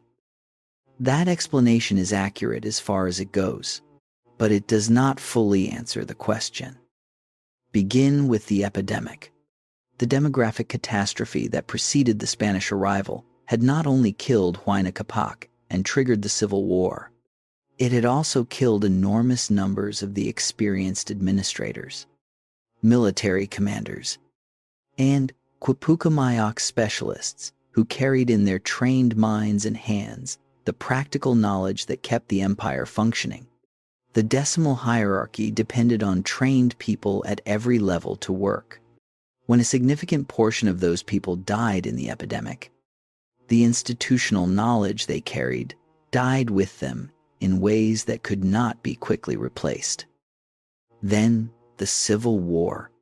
The historian Terence D'Altroy's analysis of the archaeological evidence documents patterns of storehouse depletion, road disruption, and settlement abandonment consistent with sustained military activity across the imperial territory. The empire that Atahualpa had just unified by force was not functioning at the administrative and logistical capacity of the empire at its mid-15th century peak. Now add the factor that the popular conquest narrative most consistently underemphasizes. The Spanish did not conquer the Inca Empire alone. They conquered it with the active assistance of peoples who had their own reasons to want Inca power reduced or eliminated. The Canary of Ecuador, who had resisted Inca incorporation for generations and had been subjected to particularly harsh treatment during the Civil War, provided guides, logistical support, and eventually warriors to the Spanish expedition. The Chanka of the Central Highlands, whose incorporation into the empire had been accompanied by population relocations they deeply resented, allied with the Spanish against the Inca forces, dozens of smaller ethnic groups throughout the empire. Calculating that Spanish alliance offered better prospects than continued submission to Inca authority, provided the food, the local knowledge, and in many cases, the military manpower that made the Spanish campaign operationally possible. The historian Steve Stern, in his analysis of Andean responses to the Spanish invasion published in 1982, argues that the conquest was not simply a Spanish victory over the Inca. It was a complex political realignment in which different Andean groups made strategic choices about which side to support based on their own specific histories with Inca rule, and in which the Spanish served as a catalyst for conflicts and resentments that already existed within the Inca political system. The 168 men at Cajamarca could not have done what they did without the thousands of Andean allies who made their campaign logistically and militarily viable. The ransom of Atahualpa, one of the most extraordinary transactions in the history of conquest, occupied the months between his capture in November of 1532 and his execution in July of 1533. Atahualpa, quickly grasping the nature of Spanish motivation from his observation of their behavior in his captivity, offered to fill the room where he was held with gold to a marked height, and to fill 2 adjacent rooms with silver, if Pizarro would release him. The offer was accepted. Over the following months, Inca nobles and administrators organized the collection and transport of gold and silver objects from temples, royal palaces, and the estates of the Panacas across the empire to Cajamarca. The Coricancha at Cusco was stripped of the gold sheets that lined its walls. Portable ceremonial objects from ritual sites across the Andes were melted down. The total quantity, when eventually smelted into standardized bars and distributed among the expedition's members, represented a transfer of precious metal wealth that the historian John Hemming estimates had a contemporary value of several million gold ducats. Atahualpa was executed anyway, what most modern historians describe as a judicial murder. The formal accusation included crimes invented for the occasion or distorted beyond recognition from real events. The real reason for his execution was simpler and was understood by the Spanish themselves. A living Atahualpa, however captive, remained the focal point of Inca political authority and therefore a permanent threat to Spanish consolidation of the territory. His execution on the 26th of July, 1533, removed the focal point, but it did not end Inca resistance. It converted a political crisis into a military one, as the generals and nobles who had been watching the Spanish consolidate power while Atahualpa negotiated his ransom now understood that negotiation was not going to produce the outcome they needed. The Spanish did not win because they were superior as a civilization. That framing does not survive contact with the historical evidence. They won in the specific tactical situation at Cajamarca because they executed a well-planned ambush against an opponent who had not assessed their intentions accurately. Using military technology that produced effects the Inca had no prior experience of. They won in the broader campaign because the epidemic had preceded them. The Civil War had weakened their opponents, and a significant number of Andean peoples calculated that Spanish alliance served their interests better than Inca loyalty. Courage, organizational sophistication, military capability, and the willingness to sustain resistance under extraordinary pressure were present on the Inca side in quantities that match anything the Spanish brought. The Inca lost not because they lacked those qualities, but because they faced a convergence of disasters: biological, political, and military, that few pre-industrial states could have survived simultaneously. The Inca who watched Atahualpa die in the plaza at Cajamarca were not watching the end of their world, though it must have felt that way. They were watching the beginning of a struggle that would continue for 4 more decades, in forms that the Spanish did not anticipate and that the historical record has not fully recovered. That struggle begins in the hills above Cusco. In the spring of 1536. Chapter 10. Resistance. The empire did not die in a day. In the spring of 1536 CE, Manco Inca Yupanqui had been the Spanish-installed puppet, Sapa Inca, for approximately 2.5 years. He had cooperated. He had provided labor and gold and logistical support to the Spanish garrison at Cusco.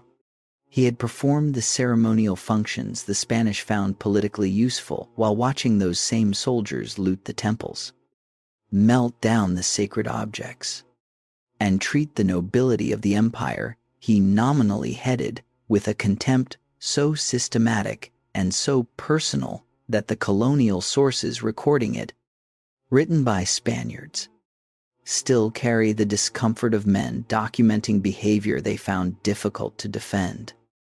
According to some colonial accounts, the Spanish soldiers Gonzalo and Juan Pizarro, brothers of the expedition's commander, imprisoned Manco Inca, kept him in chains, and subjected him to treatment intended to extort gold and silver from the royal household.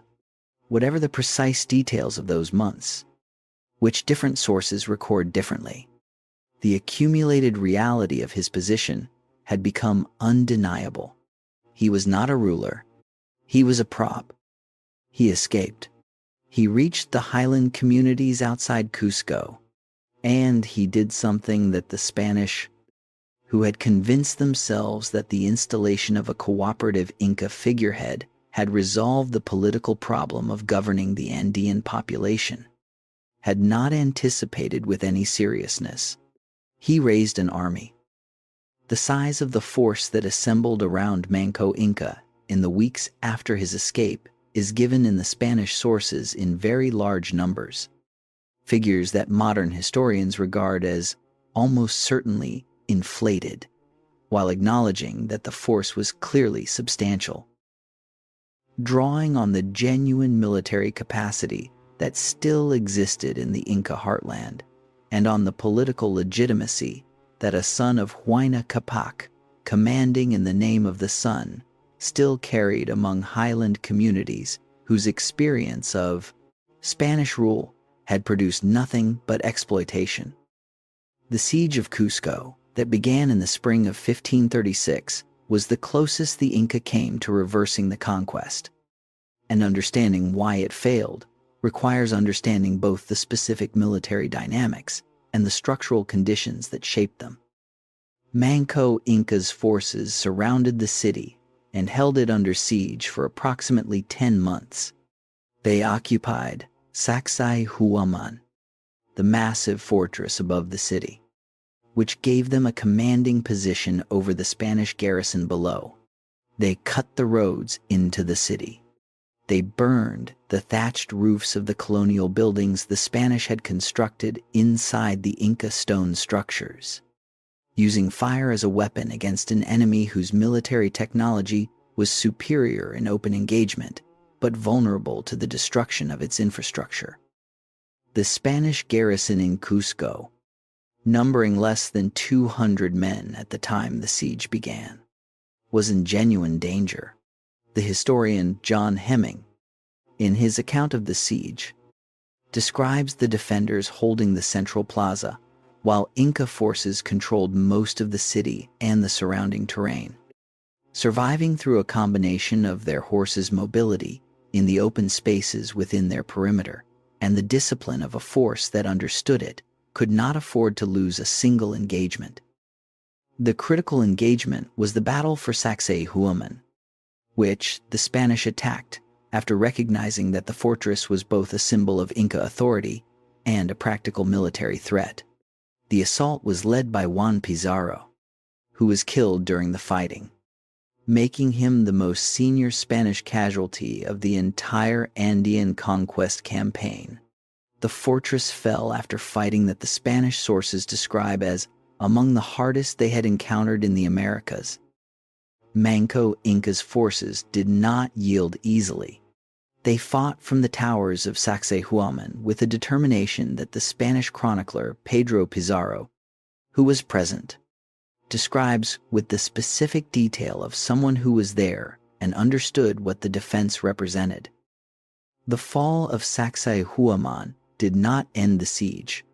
What broke it, ultimately, was not Spanish military superiority, but the agricultural calendar. The men who made up Manco Inca's army were not professional soldiers in the modern sense. They were mida levies, farmers and herders whose families' survival depended on their return for the planting season. When the planting season arrived, and the siege had not produced the decisive victory that would justify continued absence, the army began to dissolve. Men returned to their fields. The force that had surrounded Cusco for 10 months and come genuinely close to destroying the Spanish position could not be held together past the agricultural imperatives that Andean life was built around. This was not a failure of will or of military capability. It was a structural feature of the Inca military system, the same system that had built the empire, now operating against the empire's interests in the specific context of a sustained siege. The Spanish understood this pattern and were able to survive precisely because they recognized that time was on their side in ways it was not on Manco Inca's. After the siege dissolved, Manco Inca retreated northwest from Cusco into the mountain country above the Urubamba River, to a region called Vilcabamba, a series of high valleys and ridges covered in cloud forest at the ecological boundary between the Andean highlands and the Amazonian lowlands. The terrain was difficult enough that Spanish pursuit was consistently frustrated, and the horses and tactical advantages that had served the Spanish so well in open terrain became far less decisive in the dense vegetation and broken topography of the cloud forest. At Vilcabamba, Manco Inca established what historians call the Neo-Inca state, a functioning political entity that maintained the forms and claims of the Inca Empire in a reduced territory, governed according to Inca administrative principles, conducting diplomatic relations with the Spanish colonial government in Cusco and Lima, and periodically launching raids against Spanish positions and the communities that had accepted Spanish authority. The Neo-Inca state was not simply a rump state holding out in the jungle. It was a genuine political alternative, maintaining the legitimacy of Inca sovereignty in the eyes of a significant portion of the Andean population, providing a focal point for resistance and for the preservation of Inca cultural and religious practices that the Spanish colonial system was actively suppressing in the territories it controlled. Manco Inca governed Vilcabamba until his assassination in approximately 1544 CE. Killed by Spanish fugitives, he had sheltered under the assumption that hospitality created an obligation of loyalty. His death passed leadership to a succession of his sons, each ruling as Sapa Inca in the jungle state, maintaining the court ceremonial and the religious calendar and the political claims that defined the Neo-Inca state as the legitimate continuation of Tawantinsuyu. Sayri Tupac, Manco's eldest surviving son, eventually negotiated with the Spanish colonial administration and accepted terms that brought him out of Vilcabamba to a comfortable but politically neutered life in the colonial system.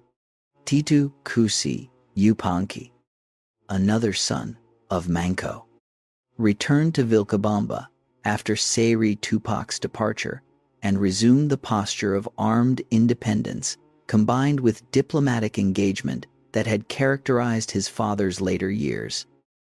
Titu Cusi was a remarkable figure whose legacy extends beyond his political role because he dictated a narrative account of the conquest and the resistance to a Spanish friar named Marcos Garcia in 1570 CE, producing the only first-person account of these events written from an Inca perspective that survives from the 16th century.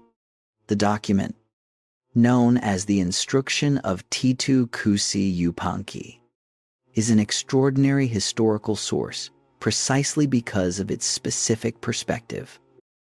Titu Cusi was dictating to a Spanish friar in a document intended for the Spanish colonial administration as part of ongoing diplomatic negotiations. The account is therefore not a neutral historical record. It is a political document shaped by its intended audience and its specific goals.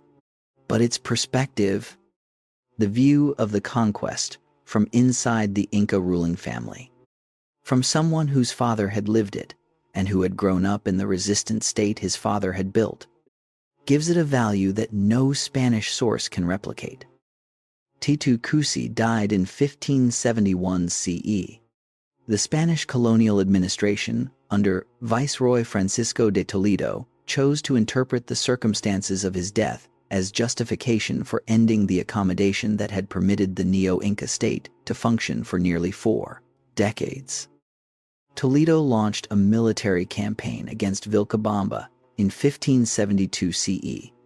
The new Sapa Inca, Tupac Amaru I, the youngest son of Manco Inca, had neither his father's military experience nor Titu Cusi's diplomatic sophistication. The Spanish military force that entered Vilcabamba found the main settlement abandoned and burned, the Inca court having retreated deeper into the jungle. Tupac Amaru I was captured after a pursuit into the lowland forest, brought to Cusco, given a trial whose outcome was predetermined, and publicly beheaded in the main plaza of Cusco in September of 1572 CE. The execution was an event of considerable political theater. Toledo had invited the population of Cusco and the surrounding communities to witness it, understanding that the public death of the last Sapa Inca would send a message about the finality of Spanish colonial authority. The Spanish sources record that the assembled crowd wept. The sound of their weeping was loud enough that multiple witnesses mentioned it independently. The colonial administration had expected the execution to produce acceptance. What it produced was grief of a depth and a public nature that indicated how much Tupac Amaru I had meant to the Andean population as a symbol, regardless of the limited political and military capacity he had actually exercised. The execution of Tupac Amaru I in 1572 CE marks the formal end of the Neo-Inca state. But marking that date as the end of Inca identity as a living force in Andean history would be a serious misreading of what came after. The memory of Inca sovereignty proved more durable than the political entity that had carried it. In 1780 CE, more than 2 centuries later, a man named José Gabriel Condorcanqui, a mestizo leader in the highlands near Cusco who traced his descent from the Inca royal lineage, renamed himself Tupac Amaru II and led what is widely considered one of the largest indigenous uprisings in the history of colonial South America. Mobilizing tens of thousands of people across a vast Andean territory in a rebellion against colonial taxation and forced labor that took the Spanish colonial administration nearly 2 years to suppress. He was captured and executed in Cusco in 1781 CE, in a public ceremony of deliberate brutality that the colonial administration designed to permanently extinguish the symbolic power of the Inca name. The name did not disappear. It appeared on the banners of revolutionary movements across Latin America in the 20th century. Adopted by liberation organizations in contexts so distant from the highland Andes that the specific historical content of the name had been largely replaced by its symbolic content. The idea of indigenous resistance to exploitation. The refusal to accept that the terms imposed by conquest were permanent or legitimate. The Empire of Pachacuti ended in 1572. The idea it represented proved impossible to execute along with Tupac Amaru I. The Spanish had burned Vilcabamba. They could not burn what Vilcabamba represented. Chapter 11. Legacy. What the Inca left the world. Here is a test you can run right now. Wherever you are, if you ate today, there is a reasonable chance that something on your plate traces its agricultural origin to the Andean highlands. Cultivated and improved across thousands of years of experimentation by the peoples who built the civilization this documentary has been about. The potato. The crop that transformed European agriculture after the Spanish brought it back from the Andes in the 16th century. That became the caloric foundation of the Irish economy, and therefore the cause of the worst humanitarian disaster in 19th century European history, when a blight destroyed it. That is, today, one of the world's most important food crops, was developed in the Andean highlands from wild relatives growing around Lake Titicaca. Cultivated and selectively bred by Andean farmers across perhaps 8,000 years of agricultural practice, before the Inca state organized that practice at imperial scale. The Inca did not invent the potato. The potato was ancient before the Inca were a political entity. But the Inca systematized and perfected the agricultural knowledge that had developed it, creating the chuño preservation technique that extended the potato's utility from a fresh seasonal crop into a storable commodity that could feed armies and workers far from the farms where it grew. The sweet potato. Various varieties of squash. Quinoa. Widely recognized by modern nutritionists as a high-value food source. Amaranth. Several varieties of bean.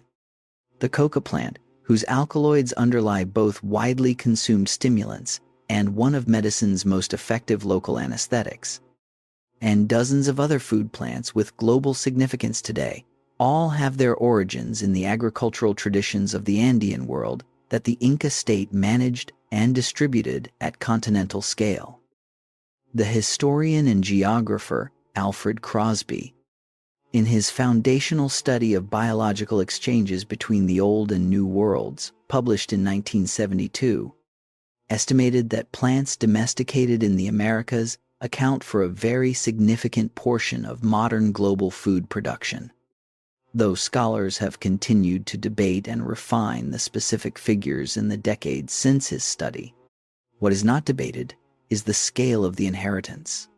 A substantial fraction of the food that feeds the current global population traces its agricultural origin to the same geographic zone where Pachacuti built his roads and Manco Inca fought his siege.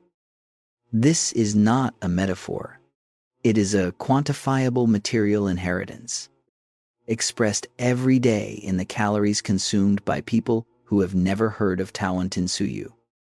The Quapac Nyan, the road network that connected the empire from Colombia to Chile, received UNESCO World Heritage recognition in 2014, a designation that acknowledged not only the engineering achievement the roads represent, but the fact that the road system is still a living cultural landscape.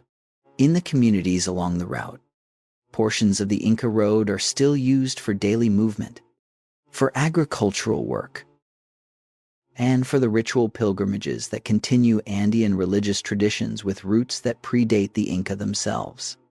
The Chanka Bridge over the Apurimac, rebuilt every year by the same community, using the same techniques and the same ceremony that the Inca established, is the most visible symbol of a continuity between ancient Inca engineering and living Andean practice that exists at dozens of less famous sites across the former imperial territory.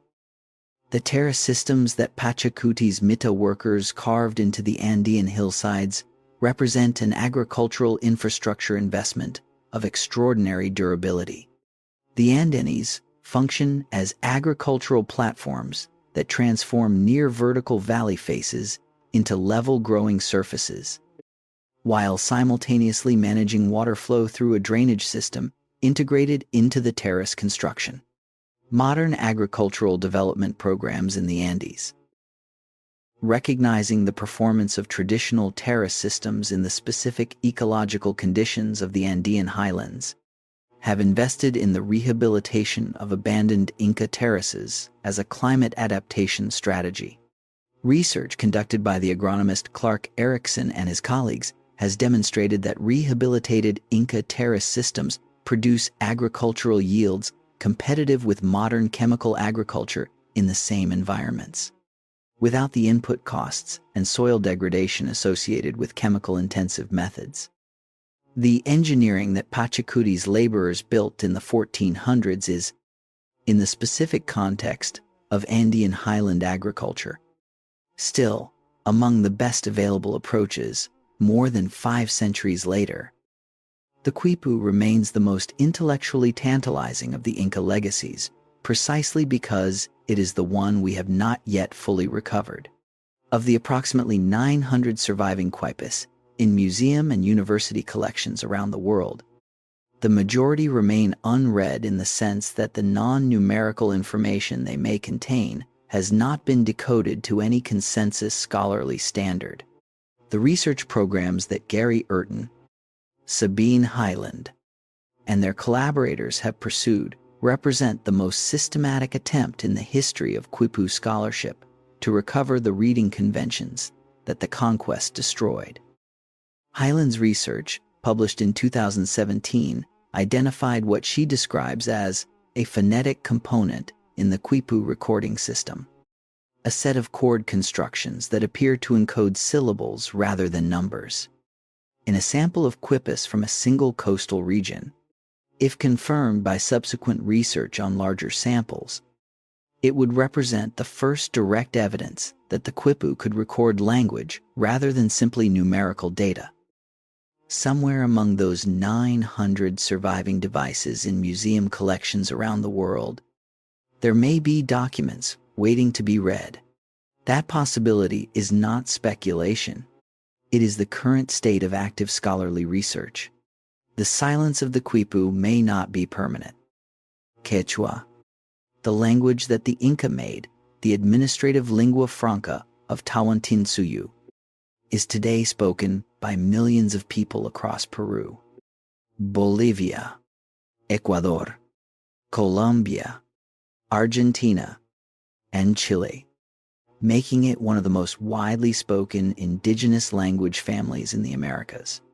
It is taught in schools, broadcast on radio and television, used in government proceedings in regions where it remains the primary language of daily life, and maintained as a living language by communities whose attachment to it carries the weight of everything that was nearly destroyed and survived anyway. The religious traditions that the Inca state organized and that colonial Christianity attempted to replace were never fully extinguished. The process the Spanish called extirpation of idolatry, the systematic campaign conducted by the colonial church across the 17th century to identify and destroy indigenous religious practices, consumed enormous institutional resources without achieving its goal. Andean communities found ways to maintain their relationships with the Huacas, the Pachamama, the Apus, the mountain spirits, and the ancestral dead that were the living center of Andean religious life, sometimes by folding Andean practices within the forms of Catholic observance, sometimes by preserving them in spaces where colonial surveillance could not consistently reach. The result is the syncretic religious culture visible across the Andean world today, in which Catholic saints are venerated at the same sites and, in some cases, with the same ceremonies as the pre-Columbian Huacas they nominally replaced, in which Pachamama is offered chicha and coca leaves at planting time by communities that also attend Mass on Sundays, in which the Andean agricultural calendar and the Christian liturgical calendar have been woven together so thoroughly over 5 centuries that separating them would require destroying the living religious tradition rather than simply analyzing its historical components. This is not cultural confusion. It is adaptation of the most profound kind, the survival of a way of being in the world by finding forms that could carry its essential content through conditions that attempted to eliminate it. Now let the full weight of this story settle for a moment. No wheel for transport, no alphabetic writing, no iron, no coined money, no draft animals for heavy hauling. Tens of thousands of kilometers of engineered road, bridges still crossed today, terraces still farmed today, a language spoken by millions today, a recording system still not fully read, agricultural crops feeding large portions of the global population who have never heard the word Tawantinsuyu. The question this documentary began with was not really about engineering. It was about imagination. How did a people with the specific resources available in the Andean highlands imagine their way to solutions that still function 5 centuries after the political entity that created them was destroyed? The answer is that they paid attention. They paid attention to the mountains, to the rivers, to the agricultural calendar, to the specific ways that fiber behaves under tension and knots hold their shape. They paid attention to the people they governed. Not perfectly, not without coercion, not without the kinds of exploitation and injustice that every large-scale state has practiced, but with enough genuine engagement with the problems of Andean life that the solutions they built were calibrated to the real conditions of the people who had to live within them. Pachacuti looked at a small chieftaincy facing extinction and imagined an empire. His engineers looked at a 1,000-meter gorge and imagined a bridge made of grass. His administrators looked at the complexity of governing millions without paper or coinage and imagined a knot. The bridge is still there. The community still rebuilds it every year. The knots are still waiting to be read. The roads are still walked. The potatoes are still eaten. Not every empire leaves that kind of legacy. Most leave only ruins and the memory of power. The Inca left something rarer. They left solutions that still work. That mountain on the horizon, the one whose snow reflects the late afternoon sun in the way that made the Inca understand it as a living presence rather than simply a geographic feature, has been there for millions of years. The road below it has been there for 600 years. The community that maintains the road has been there, in some form, for longer than either. The empire is gone. The mountain remains. And somewhere in the space between them, in the knotted cords of an archive, not yet fully read, in the terraced hillside of a farm, still producing, in the language of a child in Cusco learning to count in the same tongue that the Amatas used to recite the deeds of the Sapa Inca at the festivals of Inti, the story continues, not as a lost civilization waiting to be discovered, as an unfinished conversation between what human beings built and what human beings still owe each other in the effort to understand it. That conversation is still going. You are now part of it.